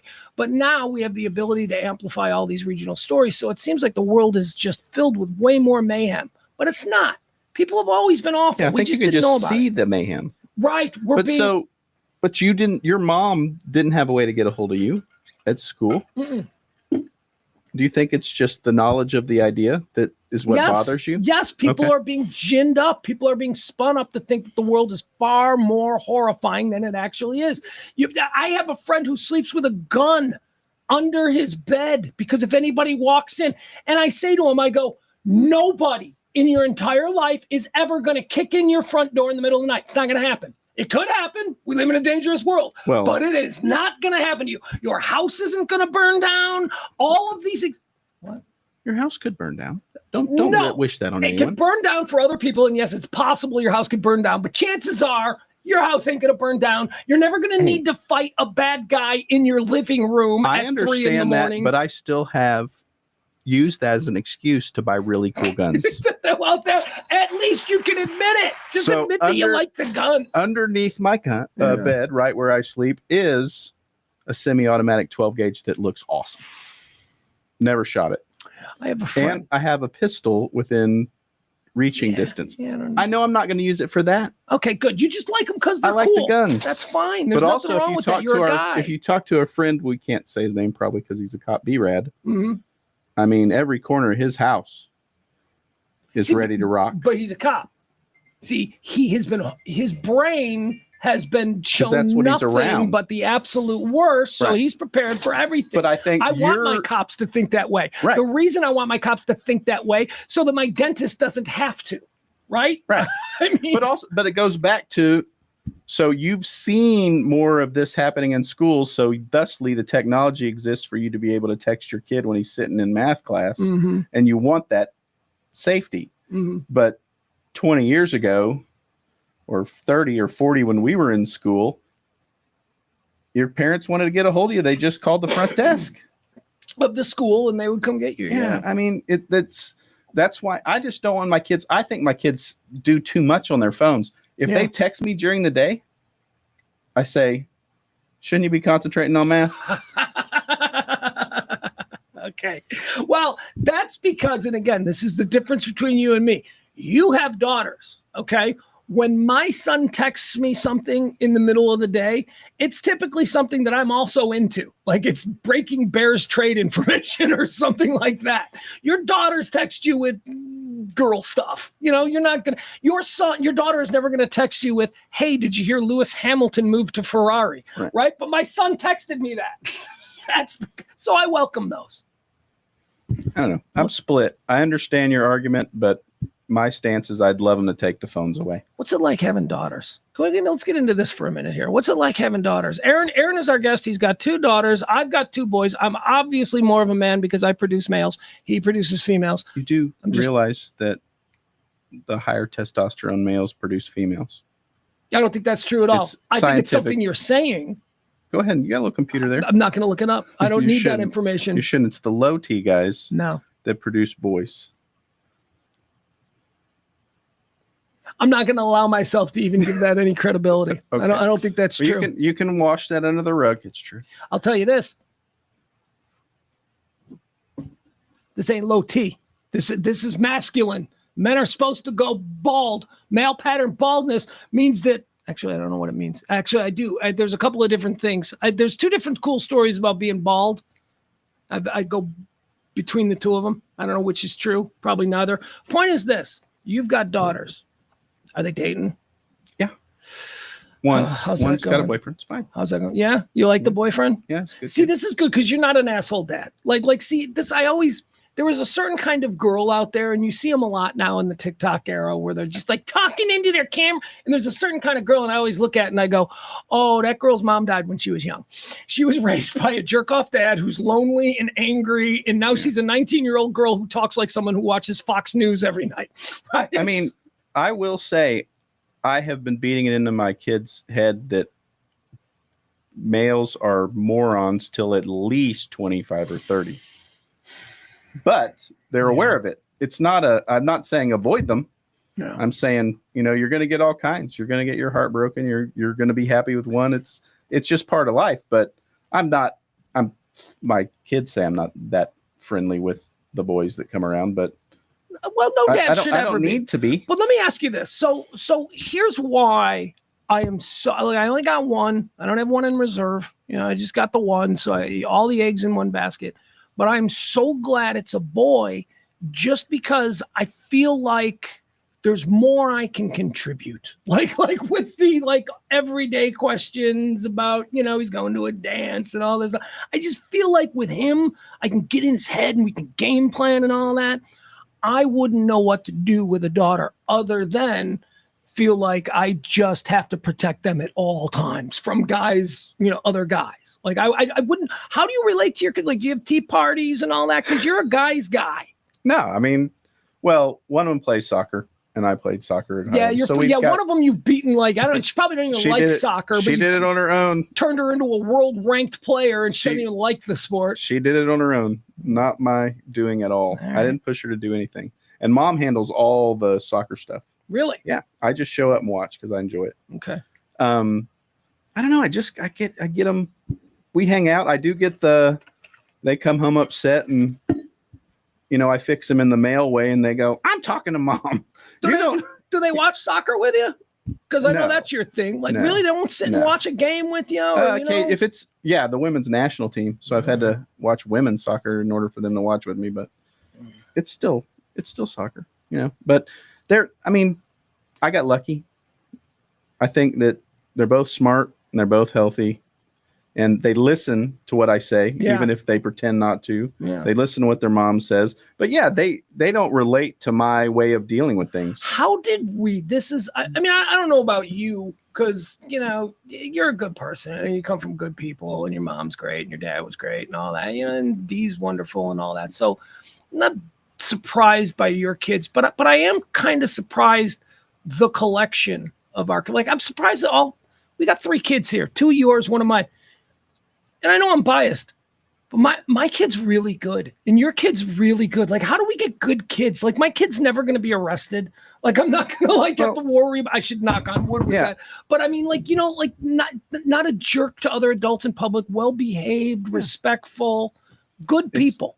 I think that idea has been passed down from before us.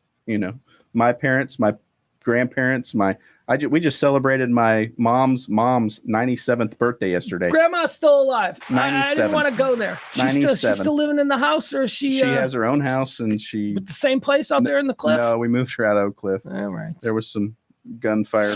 Something spooked grandma. Yeah, well, no, she's like, I'm not leaving. They never want to. My uncle was like, well, I'm not coming down. He's rich. So I'm not coming down here anymore. So we're moving you, and they bought our place next to my mom. All right. Let's get back into the news. All right. So we talk about banning cell phones from school. Heathrow. Seen this? Heathrow Airport is apparently on fire. Heathrow's shut down for like 3 days. You know how big that is? Heathrow Airport is being shut down for 3 days. That's why I fly into Gatwick. I can't believe that place is insane big. I love Gatwick. Gatwick, the love field of London. It's nice. You hop on the train, you're there in 20. I don't know. I flew out of Gatwick once. We flew into Heathrow and then flew out of Gatwick, and we had to get there at like 3 a.m. and it was dark and I didn't see anything. But it was closer than Heathrow, or wherever it was. That we were staying, Heathrow technically closer to London, but it's a beating. It's like DFW. The train is nice though. The train at Heathrow is so nice. You just get on the train and then you come out and you're like in the middle of Trafalgar Square or wherever the hell it is that you're going. It's amazing. It's like San Francisco. You can do that in San Francisco too. Except when you come out of the underground, step in the poop. It's not nice. Yes, it used to be. All right, Heathrow's on fire. There's a big fire near Heathrow. They're looking into it. They think it could be terrorism, but it has knocked out power to the entire area. And Heathrow's paused. Okay, big problems. ESPN, check this out. So we were wondering, these things are all cyclical. So there was a time, and you remember this because you're a man of relative similar age, but you remember back when the final word in sports was Sports Illustrated. Yeah. If you were on the cover of Sports Illustrated, you were something. If Rick Riley wrote in Sports, that was gospel. And then all of a sudden, ESPN. Oh, so no, I don't know what's going on with Sports Illustrated, but I saw on Sports Center that, ESPN became the thing. ESPN has been in trouble for the last couple of years. Some digital competition has sprung up, people with huge gambling money backing, like not the least of which is Barstool. Barstool has really put a dent into what ESPN has been able to do in the digital space. But one of the things that ESPN has is a whole lot of money from about 40 years of being the only dog on the block, right? 40 years. They got a big corporation. They're a Disney brand now? They are Disney. Yeah. So if they want to fight, they'll fight for it. So what is Disney and ESPN doing? They could just fold up and go, well, we're a cable product and we need to rebrand for the new digital. No, check this out. ESPN, hold on, let me see if I can find this. Wait a second. Why is this story in Spanish? Why did I pick a news story that was in Spanish? You wanted to push your limits today. Oh my God. Yeah, I did. I'm only a quarter Cuban. I can't help. ESPN is buying the NFL network, NFL.com. And NFL Network, I thought, was owned by the NFL. Yep. Right? So it was founded as a cable network founded by the NFL. So it's now being purchased by ESPN, who also has billions of dollars wrapped up in NFL broadcast contracts. And the fear was that ESPN was going to lose some of those contracts because of the Amazons and the Netflix. And now suddenly there's a bidding war. So what is ESPN doing to sort of shore up their position within the NFL's graces? Throwing money at the NFL. They are buying the NFL Network to ensure football content on ESPN for the very near I assure future. you, someone very smart at the NFL came up with that idea. They're like, hey, we need something to, when we're doing negotiations for these TV deals. If we have our own TV network, That's brilliant. it's brilliant. They know it was going to get bought at some point. They didn't want to run a TV network. Here's the, well, not only that, but NFL Network cable coverage is not what it was. So really, it's a loss leader, NFL Network right now for the NFL. They make their money on original content through digital distribution now, whether it's viral or all podcasts, these kinds of things. Very few people that advertisers find demographically appealing sit around and watch cable NFL Network. Right. So ESPN is moving in, taking it off their hands, probably going to, I don't know what they'll do with it. And the Playmaker on NFL Network? I don't know who's where, man. I don't know who's on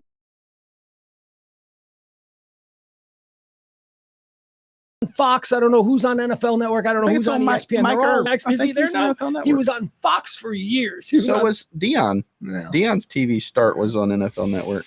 Yeah, I don't know. That's a good play, though, if you're the NFL, and good play for ESPN, because you get a little, hey, guys, we need more games. Let's talk a little bit about Bill Burr. Bill Burr is trending again today. He's been trending for 2 days. Apparently, he's going around. He's got a new Hulu special. Have you seen the new Bill Burr Hulu special? I've seen the preview, but I haven't seen the whole thing. It's called Drop Dead Years. It's very funny concept. It's all over my TikTok. It's I like Bill Burr, but it's a very funny stand-up comedy special about where he is in his life. It's called The Drop Dead Years, because as he believes, he's not old, but he's not young, and he's in the age group now where if he just dropped dead, people would be like, oh, so young. But yeah, like I can see it. He's in the drop dead years. 56, 57, people just drop dead. I think we're already dealing with people in my circle of friends that I grew up with we're in the Kelly Moore Memorial Studios. Exactly. Crying out loud. I mean, we're in the drop dead years. Anyway, it's very good. And he's going around trying to promote the new Hulu special. He's doing all kinds of shows. He was on The View yesterday, and apparently he went after Elon Musk again. He don't like billionaires. He's going after billionaires. And apparently a whole bunch of like the pro-Musk simps, the people who carry water for the world's richest man, which is like just such a gutless kind of. Anyway, they're coming after Bill Burr on Twitter and all that, like, we're gonna, basic. And I'm like, really? You're going after Bill Burr? Need I remind you, Bill Burr famously went on stage in Philadelphia in front of 20,000 drunken Philly fans. And as soon as they started booing him, because he was getting booed, he was opening for, I think this was an Opie and Anthony event.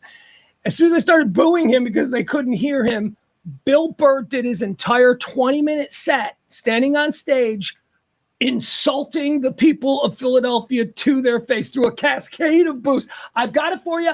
I want to play it for you. If you think Bill Burr is afraid of a bunch of Elon Musk nerds, buckle up, Buttercup, because this is what this dude does when he gets into a shit-talking fight. What did they used to say about picking a fight with journalists? You don't pick a fight with anybody who buys ink by the barrel. Right. You don't you don't pick a fight with Bill Burr. Okay. You don't pick a fight with a guy that's got a microphone, and you don't. Or a microphone and an audience and a lifetime history of proven just cut down excellence. He's exceptional. He's a shit talker of the highest order. All right, so here it is. This is the famous. Let's just listen to this for a while. The video isn't great. Goes in and out. The audio is. Is he the lost brother of Billy Corgan? Yes. Okay. Yeah, that is apparently a real thing. That's so weird, isn't it? It is really weird. All right, here we go. This is Bill Burr, the famous Philadelphia rant incident. We're going to play it. There's 12 minutes here. I don't know how to play the full 12 minutes, but we're going to play enough of it. Again, 20,000 people in Philadelphia booing him because they want Opie and Anthony to come out and do their thing. So Bill says, instead of leaving the stage like a pussy, he says, I'm going to stand here and I'm going to give you folks what. But you don't stop talking, do you? Like, fuck it, I'll just cook this side for a while, just... You know what's funny? I'm cooking my brain talking about nothing. I'm just walking around like, yeah, I just got a cheeseburger. Oh, fuck all you people. You know what, you fucking losers? I hope you all fucking die, and I hope the fucking Eagles never win the Super Bowl. Go fuck yourselves. Fuck all you motherfuckers, and fuck the Flyers. Fuck all of you. Fucking goddamn fucking losers. Boo and Dom Herrera. Suck a dick. All of you. Suck a fucking dick. How's that? No, I'm segueing into my next joke.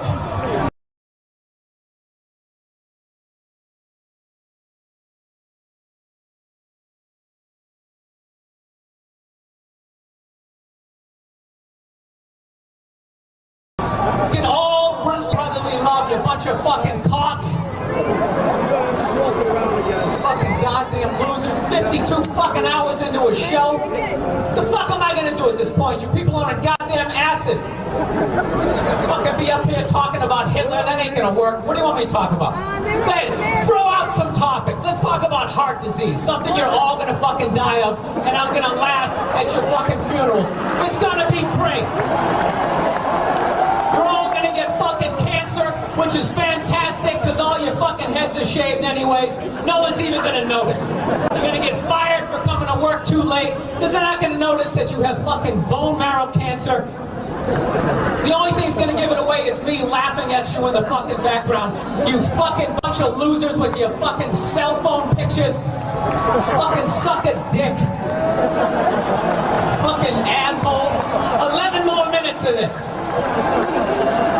I hope you all get in your Ford Focuses and fucking drive off the side of that faggot-ass Ben Franklin Bridge. You fucking one-bridge-having piece of shit city that no one gives a fuck about.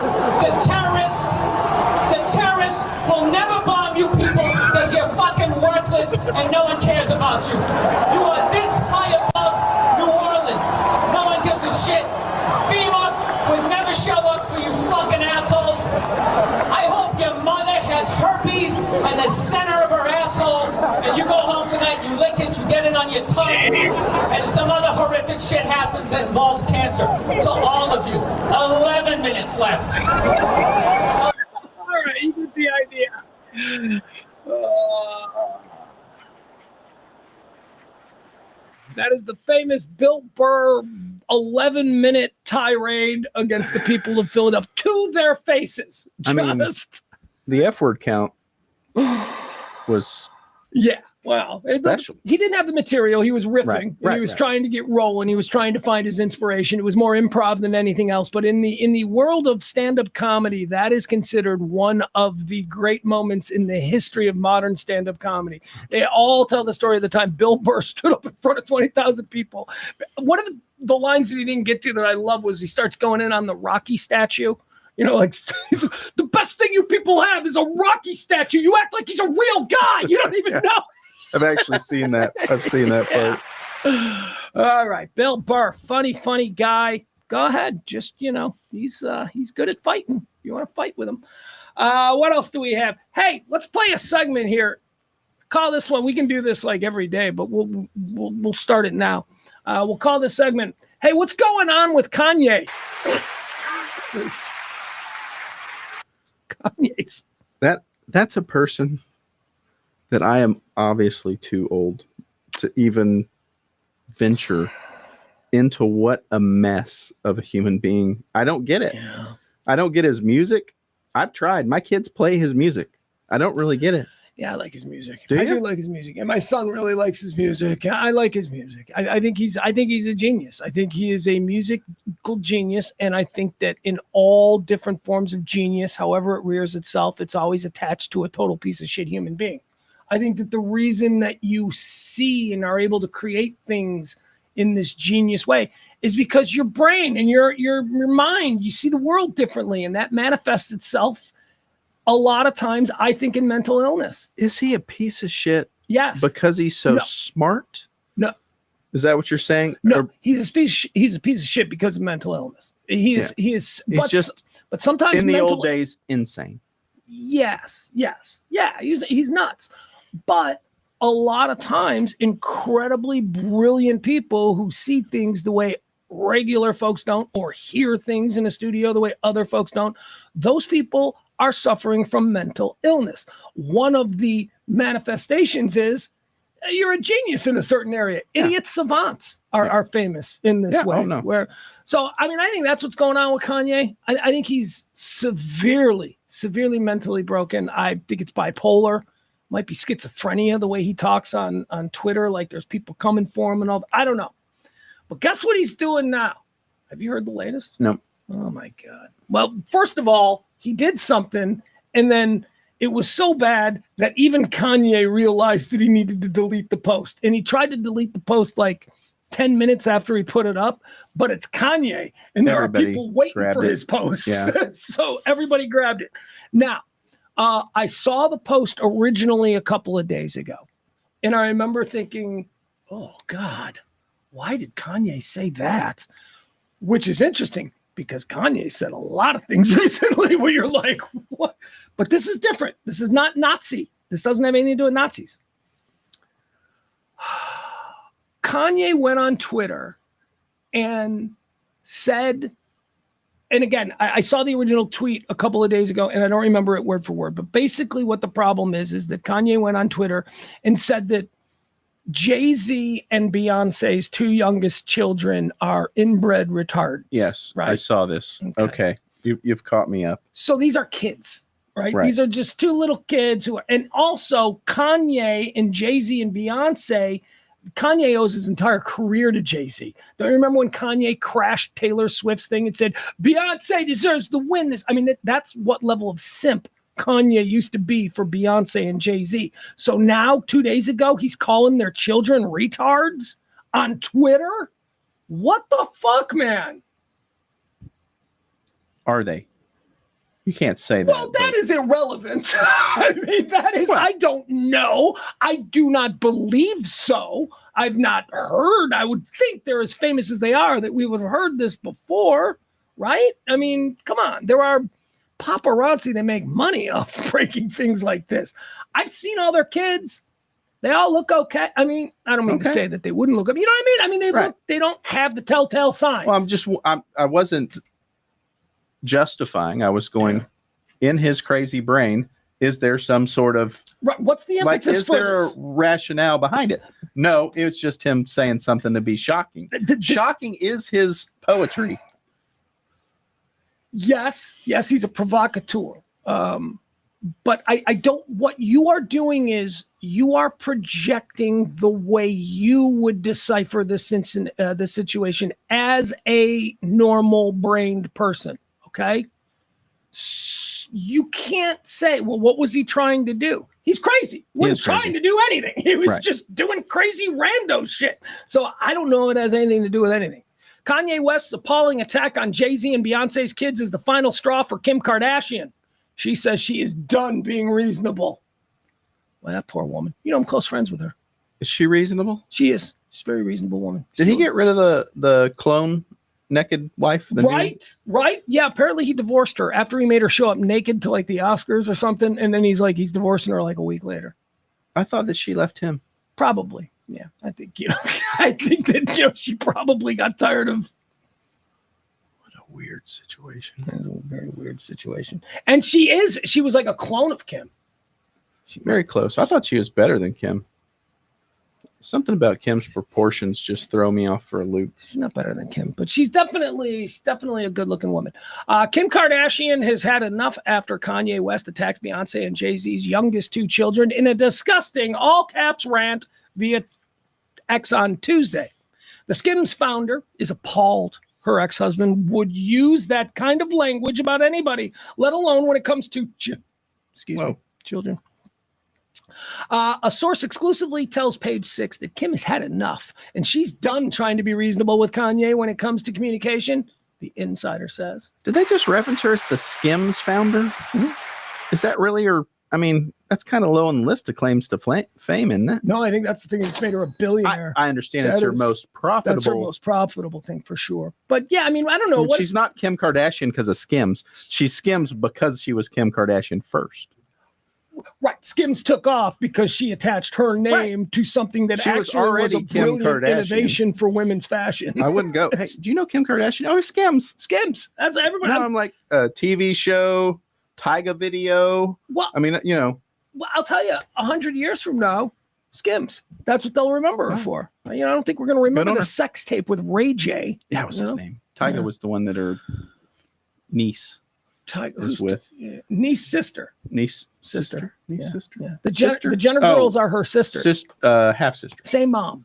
Yes. Same mom. Okay. Different dad mom. Different mom. Different dad mom. Wait, same mom, different dad mom. I don't know what you want to call it. I don't know what's going on with Bruce very Jenner. Confusing. It is. It's not. Look, it's very difficult for me. Bruce Jenner, when I was, my youngest, as a young man looking for male role models, Bruce Jenner. He was on your list, buddy. I had the Wheaties. I had Evel Knievel, I had Bruce Jenner, and Muhammad Ali. Those were the three in 1970, 75, or whatever. I don't know. 76. When did he win? 76. It was the 76 Olympics. All right. What's new with Kanye? That was fun. All right. How about this one? I want to do this story because this story is going to kill my kid. This story is going to kill my kid. It's going to kill every kid that's going away to college. It's going to destroy the credit of fat people from coast to coast. Have you heard about this? You are now going to be able to finance your food orders on Grubhub. What? Yeah, you can finance food. Like, they just tied themselves to a credit card company or a firm. You can do that with car parts now. But you need spark plugs. You're gonna finance spark plugs. Oh, yeah, you want to finance that $12 Chipotle? Really? Like $20? I won't allow Grubhub in my world. I've never once Grubhub, and I won't allow it in my house. My son lives on Grubhub. He loves Grubhub. Well, he's about to get a license, and that'll fix. Yeah, go pick it up yourself. No, because he doesn't make money. He doesn't understand about. Look, dude, I got my son a Freebirds burrito 2 weekends ago. A burrito from Freebirds. It was like $40. Delivered just a burrito delivered to my house. A chance. $40, like with a tip, and then there's a delivery fee, and then there's a service fee, and then there's taxes, and I'm like, a $40 burrito? It's like, you said I could get whatever I wanted. I mean, you and I have dined together many times in our lives. I mean, I'm watching the waitress when she's bringing my food. You don't like your food to touch, right? That's right. Isn't that your thing? Food on your plate can't touch. No, it can't. But I don't want other people touching it either. I give the chef's got to make it right. But I watch it when it's coming in. I don't want some guy in a Corolla out there finger banging my burrito before I get it. Yeah, I can't do it. Well, I'll tell you, I've worked in the food delivery business. I know what goes on there, and you people don't want to know. Pizza stories. We know pizza stories. DoorDash customers, Aaron, can soon buy with Klarna via full payments, interest-free installments, or deferred options aligned with payday schedules. This is the worst idea ever in credit history. College kids are going to ruin their credit on junk food. Well, they already do. When you walk onto a college campus as a freshman, and the first thing is that tent with the guy going, "Hey, want a visa? Yeah, right. We'll give you a visa with $3,000 on it." Yeah. And you're like, $3,000, and you go and buy stuff, and then you go, "Wait, I got to pay this?" You thought it was free. Capitalism. It is. It's wonderfully predatory. I did it. The partnership strengthens Klarna's position in the U.S. just before its anticipated debut on the New York Stock Exchange. Okay, so it's a new app that is working with DoorDash. It's called Klarna, and if you don't have enough to pay for that hamburger, that's okay. They'll finance you it. 70%. It's going to be high. Yes, it will be high, I'm sure. Although it says here introductory is interest-free. Well, that's how they hook you. That's how they hook you. It's the old drug dealer method. Yeah, right? we got 0% interest for the first 3 months, and then 27% after that. All right, here you go. You're a man like myself. You're always looking for the next great idea, the next great $1 billion idea, right? I'm ready. Yeah. You know, I invented Grubhub. I know we just talked about Grubhub. Yeah. Did you know that I invented it? You didn't follow through though. No, it's not that we didn't follow through. We couldn't convince anyone to give us like $2 million. We needed $2 million. That's true. I think that number was a bit inflated, but you can take that up with Ed. Ed said it would cost $2 million. And I was like, let's 20 grand. Let's get started. Come on. Anyway, I invented Grubhub. I did. Back in 1998, me and Ed Silla, we invented it. We'll go to our graves with that. Here's $1 million idea, though. I want to show you this. This is some dudes. They've got a cafe. I think this will work in bars. I want to know if you want to invest with me. This is in because everything freaking cool is in Dubai first. Yeah. Sand and heat. Do you know what else? You know what I saw in Dubai yesterday? Another video that was going around. You know what they do in Dubai? They have jetpack races, like with stands over the water, or like two dudes like drag racing jetpacks. Yeah, Dubai. Yeah.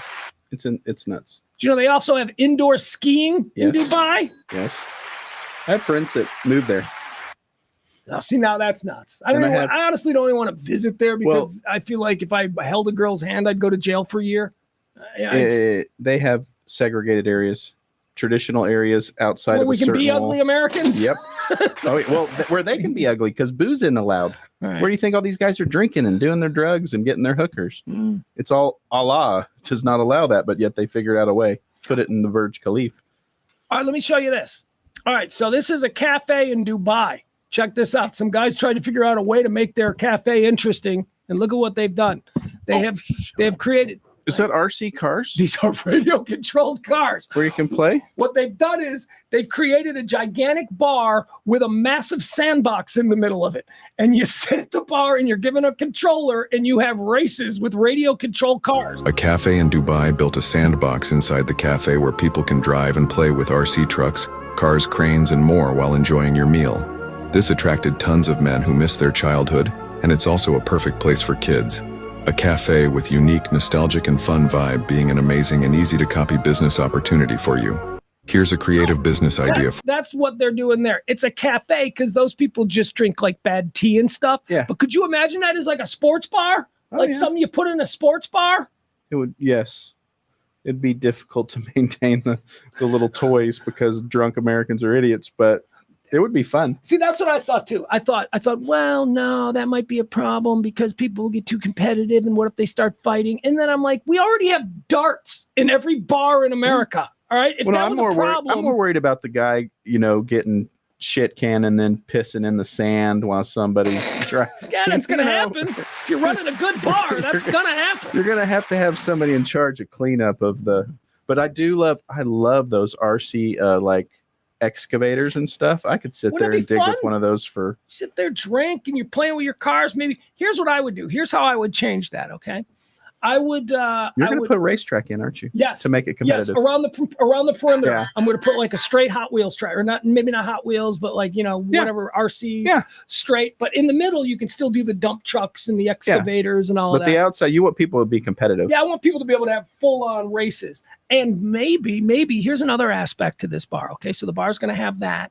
Here's the other thing that's going to have. I always wanted to do this. I wanted to do this with my first apartment, but honestly, I just gave it up. Do you remember habit trails? Yeah. All right, those little tubes that they're like Legos for hamsters. Yeah. And you can get as extravagant Gerbils, with them as you want. Mice. Yeah, I wanted to do my entire house in just habit trails around the ceilings, and I just wanted to fill it with rats and just have rats in the tubes. Not gerbils or hamsters, rats. My wife is a rat purveyor. What does that mean? She's had pet rats many, many times in her life. Even got pet rats for my kids. Really? Yes. So she would be down with my cool ass habit trail rat thing. She would be in charge of the rat population. I had rats. When I was a kid. Yeah. My wife used to she was the weirdo in California to be walking to the store with a rat, on her neck. Yeah. We called them mice back then, but they were rats. Yeah, these were rats. Yeah. She got my kids rats. They all die of cancer because rats have been so. Yeah, you think so? Oh no, I know so. They all just eventually grow, when they're like 3 years old, they grow a tumor and. All right. Well, here's the thing. Here's the thing. I went away for a weekend and I came home and my rats were dead. And I've spent like my whole life thinking that my mom killed my rats because she never liked that there were rats in the house. Yeah. So you're telling me that there's a good chance because she told me that no, they just got really sick and they started. No, it happens in like a week. So that's a real thing. It is, but your mom, I know your mom, she probably killed your She rats. probably killed my rats. Yeah. There you go. All right.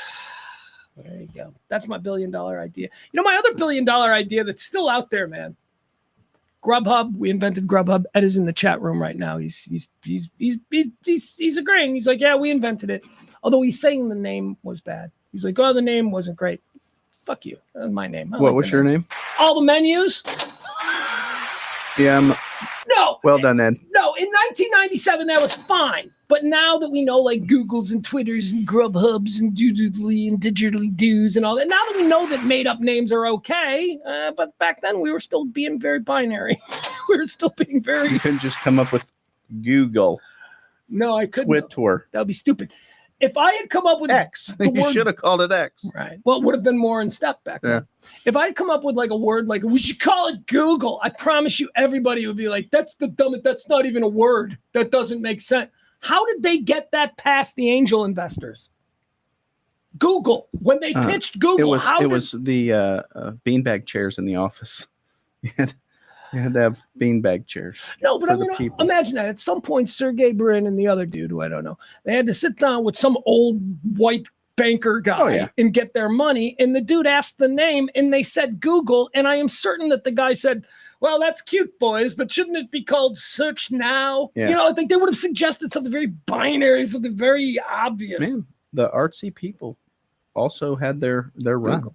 But then when they said, no, we're calling it Google, why was the dude like, okay. Like they were allowed to call it Google. They were obviously good salespeople. I don't know. It's a great idea. I mean, Google's a great idea.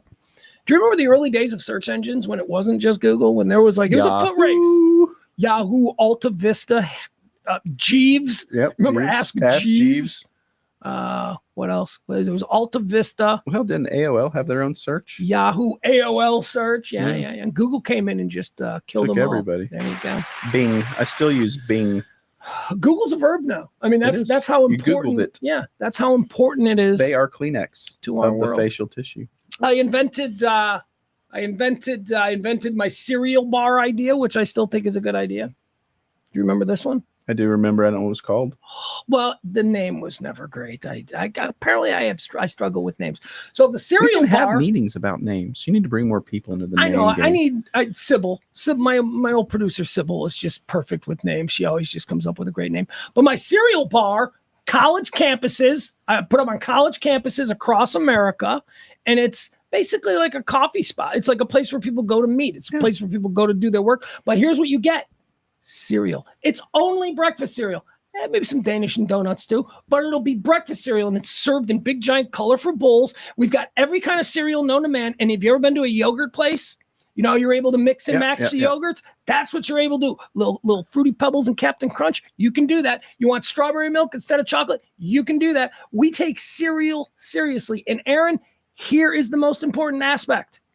Gigantic bowls. Somebody has done this because I have gotten cereal off the wall from one of those crankers, and they had all of the cereals on the wall. There was a place in the colony. Yeah. Is that where I went? There was a place in the colony that started up like 5 years after I was on the radio in this town talking about that idea. Nobody ever contacted me. They just took it. They just took it. They just took it. Dude, here's also what I want. Okay, ready? So you walk in, right? Here's what's going to be. It's going to be cereal, so it's going to be very colorful. Big, giant. I want the bowls. I want like pots. Because you ever eat cereal out of a pot because the regular bowls were too small? You never did that. No, he had big-ass bowls. You're not a fat kid. I had big-ass bowls, too. Pots were better. Okay. Like a big pasta pot filled with... I don't want metal. Didn't bother me. Okay. Did not have a problem with. Anyway, we're gonna have big bowls because people like big bowls of cereal. Bowls. Deep bowls of cereal. But also, you walk in, shag carpeting, like crazy 1970s, like orange and blue shag carpeting. Gonna be a problem with spilt milk. I understand that. It's gonna smell. We're gonna have to clean the carpets every day, probably. It's gonna stink. We'll buy a carpet cleaner. Also, TVs everywhere showing nothing but cartoons. Oh. Give me some Tom and Jerry. Bring back Bugs Bunny. And you're allowed to sit there. We're going to have coffee tables on the floor. They're going to be very low coffee tables. And you're going to sit on the floor, Indian style, in front of the TVs. I wouldn't be able to get up. Come on. You tell me that wouldn't win on college campuses? Oh, it'd be so great. Kids would hang out there. Anyway, that's my $1 million idea. Nobody wants it. This idiot up in the colony. He puts it like at 120. The college campuses, man. Location.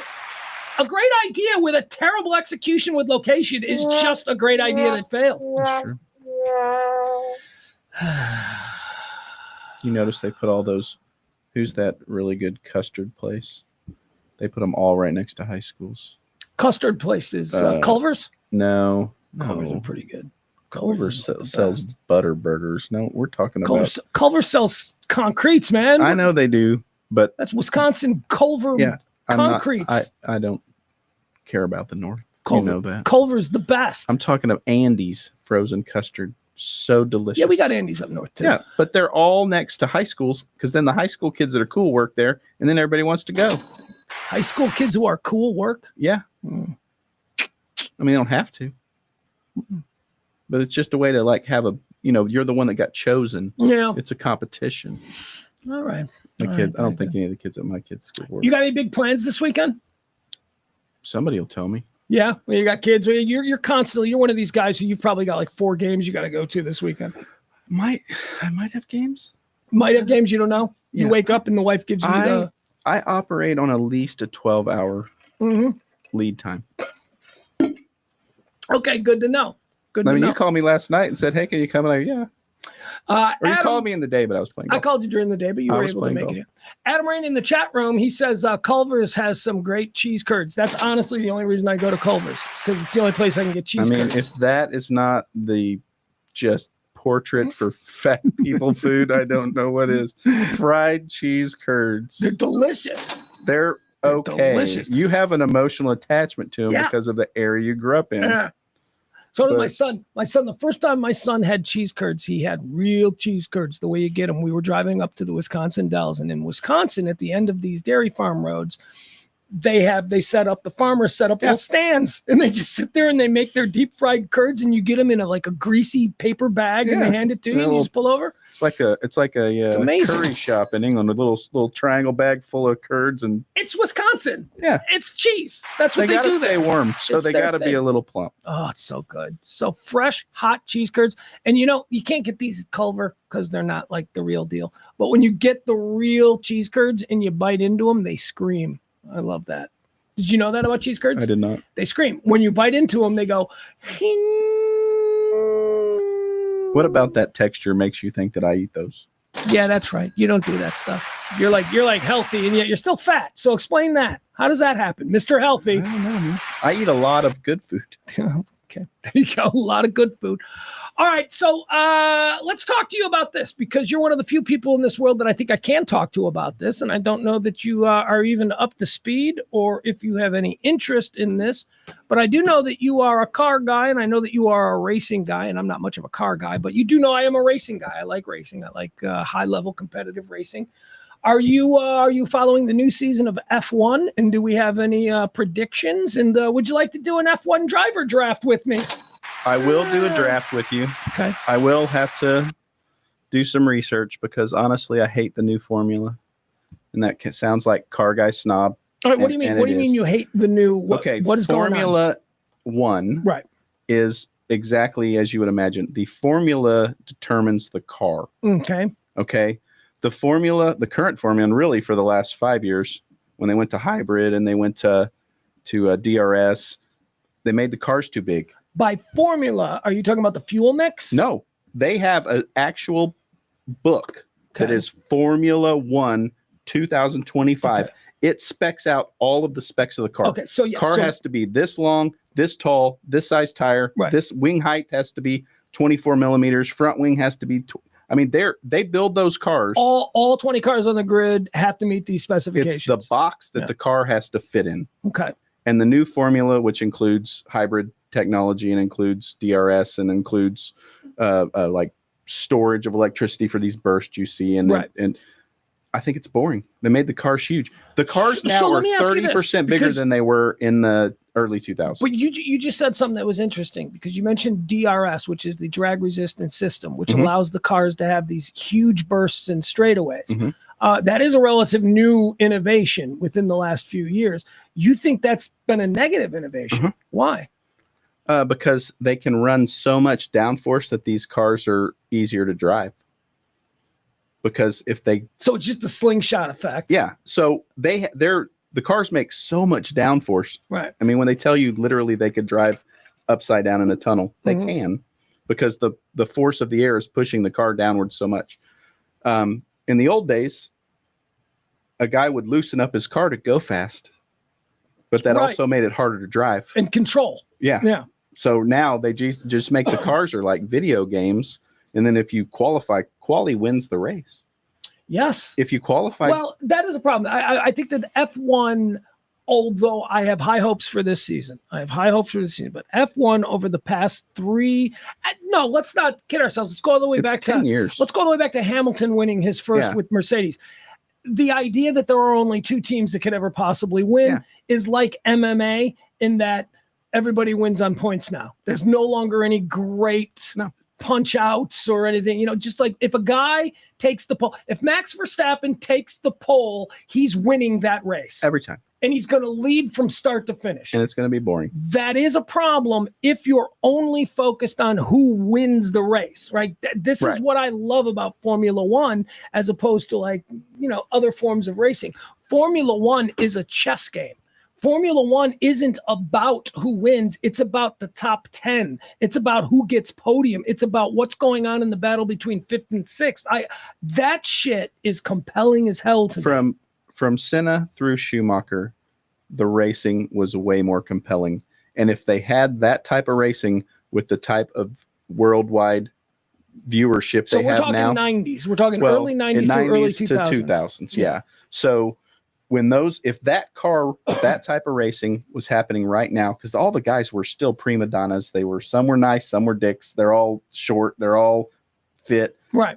You would still say supermodel wives that are 3 inches taller than them. I mean, it's the same. Oh, it's the glamour sport Yeah, of it is. global And it was glamour sports. sport back then. It just didn't have the worldwide, like first Americans didn't know what it was. Right. Like I couldn't. We had I couldn't- IndyCar. Yeah, I couldn't talk to people about Formula One, and I was the biggest Mika Hakkinen fan. I couldn't either. And my uncle was over there working in it, and none of my friends knew what it was. Like, what? What's he doing? Playing Yeah. with toy cars? It's the biggest racing series in the world. Yeah. But let's make racing a part of it again. I mean, have you? I think racing is a big part of it. I understand what you're saying about first and second, and that's pretty much determined on Saturday with who gets pole. But I think that the competitiveness is in the top 10. It's what's going on. It's watching a team. I'll tell you why I find it so compelling. I'm a McLaren fan. I love Team McLaren. I love Piastri and I love Lando, right? Those are my two drivers. I think if you could get two young drivers. I mean, to me, it's like they got Caleb Williams and Trevor Lawrence in 2 consecutive drafts. Lando's cool. They've got the two youngest, and I love the orange. I love McLaren orange. And, I just love everything about that team. Watching that team over the last 2 years go from an also ran to now somebody that is won the constructors last year. So, I mean, that's more than just who's winning first and we're tired of watching Max win. But when it was McLaren Mercedes, they won 7 years on the trot.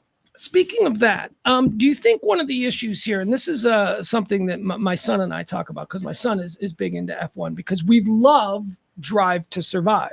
Drive to Survive. That changed everything. It did. It's the reason that someone like me, I mean, I hadn't paid attention to Formula One in 25 years, until the first season of Drive to Survive when I went, oh, this might be interesting. I watched all of those soccer, documentary series, and I don't like soccer. So I thought, oh, this might be interesting. It changed it for me. I now watch every race. I now record things at 3:00 in the morning from Dubai so I can watch Thursday time trials. But is it the soap opera or the racing that you're into? Well, this is what's interesting about it because last season, the 2024 Formula One season, I stopped watching about 4 or 5 races in because I didn't want the series Drive to Survive to be ruined for me. So I stopped watching it and went black and then the new season of Drive to Survive, which just debuted last month, I mean, I binged it in a weekend and now we've got a new season that started. Australia, I'm watching again. Maybe in a couple of weeks, I'll be like, I want to bail again because I don't want the miniseries to be ruined for me in a year when it comes out. but it is absolutely, it's Real Housewives for dudes. That's what I say. It is the same way Real Housewives connects with women is the same reason that dudes love Drive to Survive. So, I mean, you watched have you gone back and watched old Formula One movies?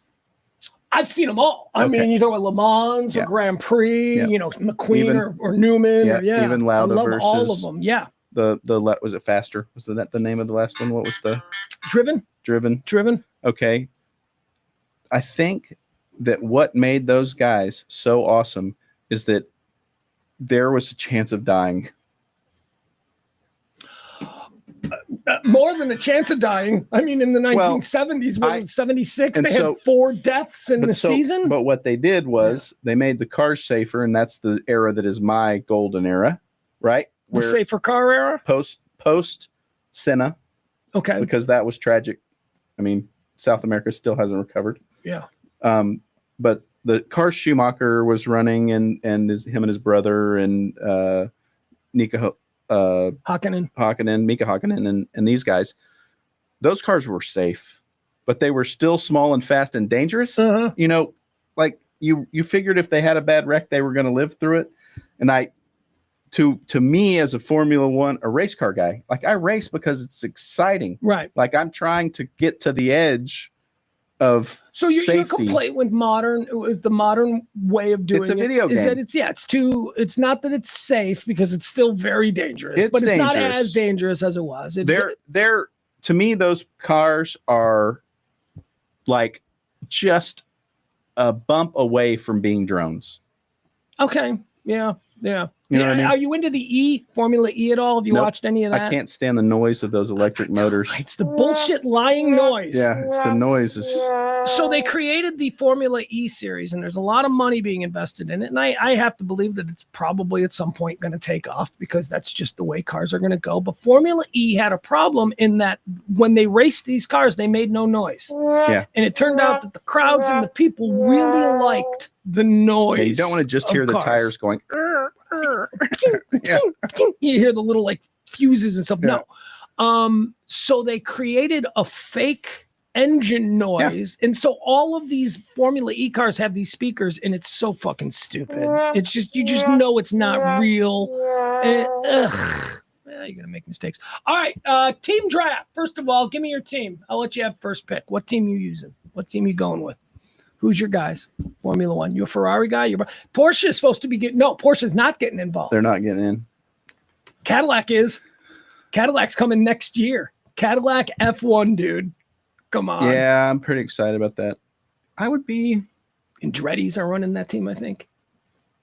As big a mess as I like the cars, I might go Red Bull. You're a Red Bull guy. You're a front runner. Look at you, Mr. Front Runner. Although they're not really front runner because they didn't win the constructors last year. Yeah, they didn't. Max is unbeatable. Max is like, but again, it's because of the rocket ship that he's in. Yeah, and he's also the perfect Formula One driver. He's arrogant. He's a dick. He's good looking, and he's nice all at the same time because he's Dutch. Yeah, I don't know that he's nice, but he is dialed in. No, I mean he's Dutch. I mean, I have Dutch friends. No, I don't. Yeah, they're an odd bit. Yeah. All right, so you're going Red Bull. I'm gonna go Red Bull. All right. I do not like Ferrari. All right. Who would I put second? Probably McLaren. Give me your third.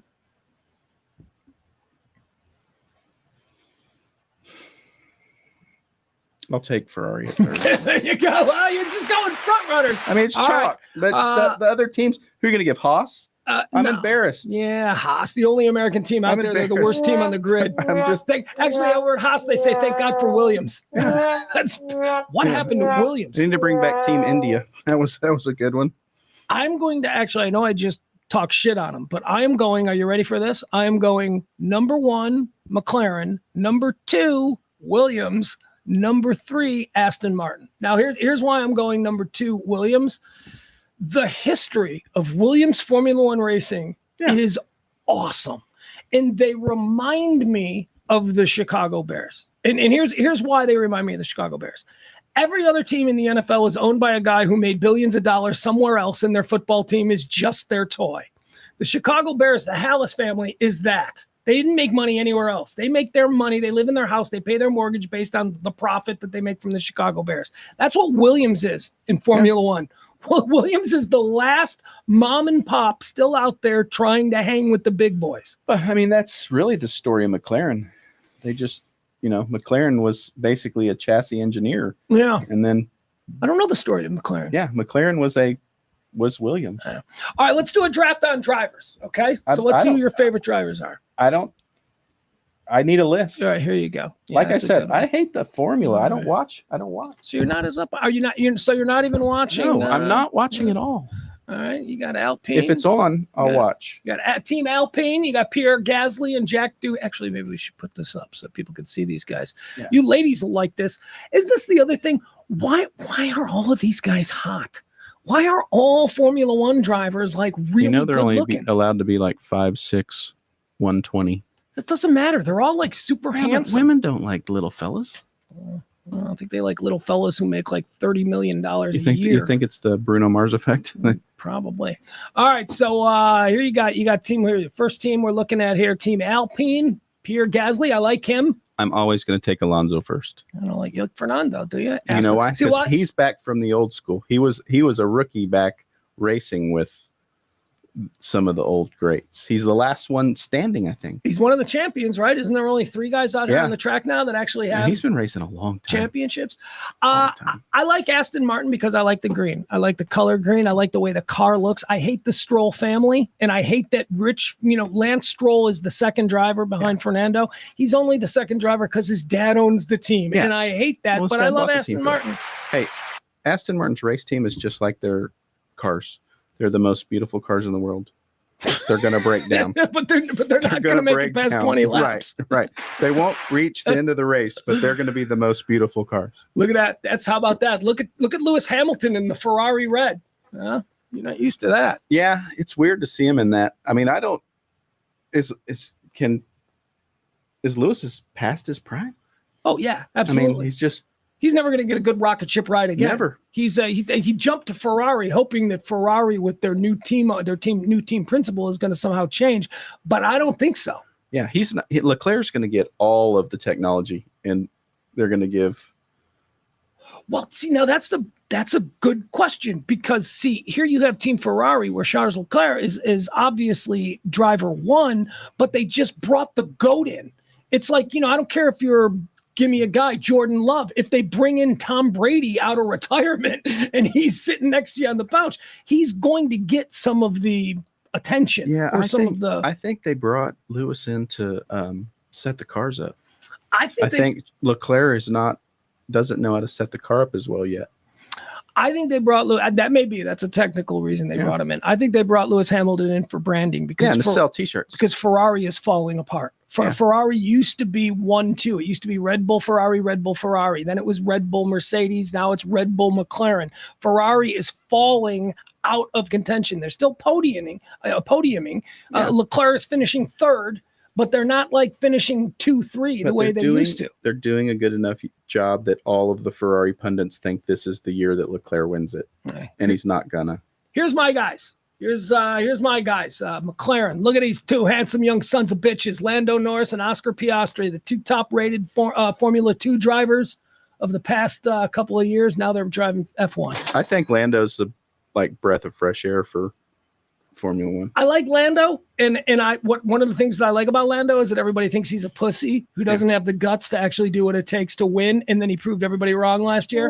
Drive to survive. See, you learn those kinds of things. I like him out of the car. I just think he's good dude. He's positive. Seems like a good dude. Energy. All right, so now as far as the positive energy guys go, that's what I would say about George Russell of Mercedes. I love George Russell. Love him. Super fast, really good. I think he's trapped there at Mercedes. He's probably happy to be free of Lewis. If they would get over themselves again and just go ahead and put that McLaren Mercedes back together, they could build cars that lasted, and you would have chassis from McLaren, power from Mercedes, and you'd win everything again. Here's the other thing that I love about this new Formula One. You've got Red Bull, who is the dominant. They're the Lakers. They're the Yankees. They're whatever. They're Red Bull. And then they've got their little retarded brothers, the Racing Bulls, who is like the second team. They've got two teams. Yeah, they're old cars or spare cars. Mm-hmm.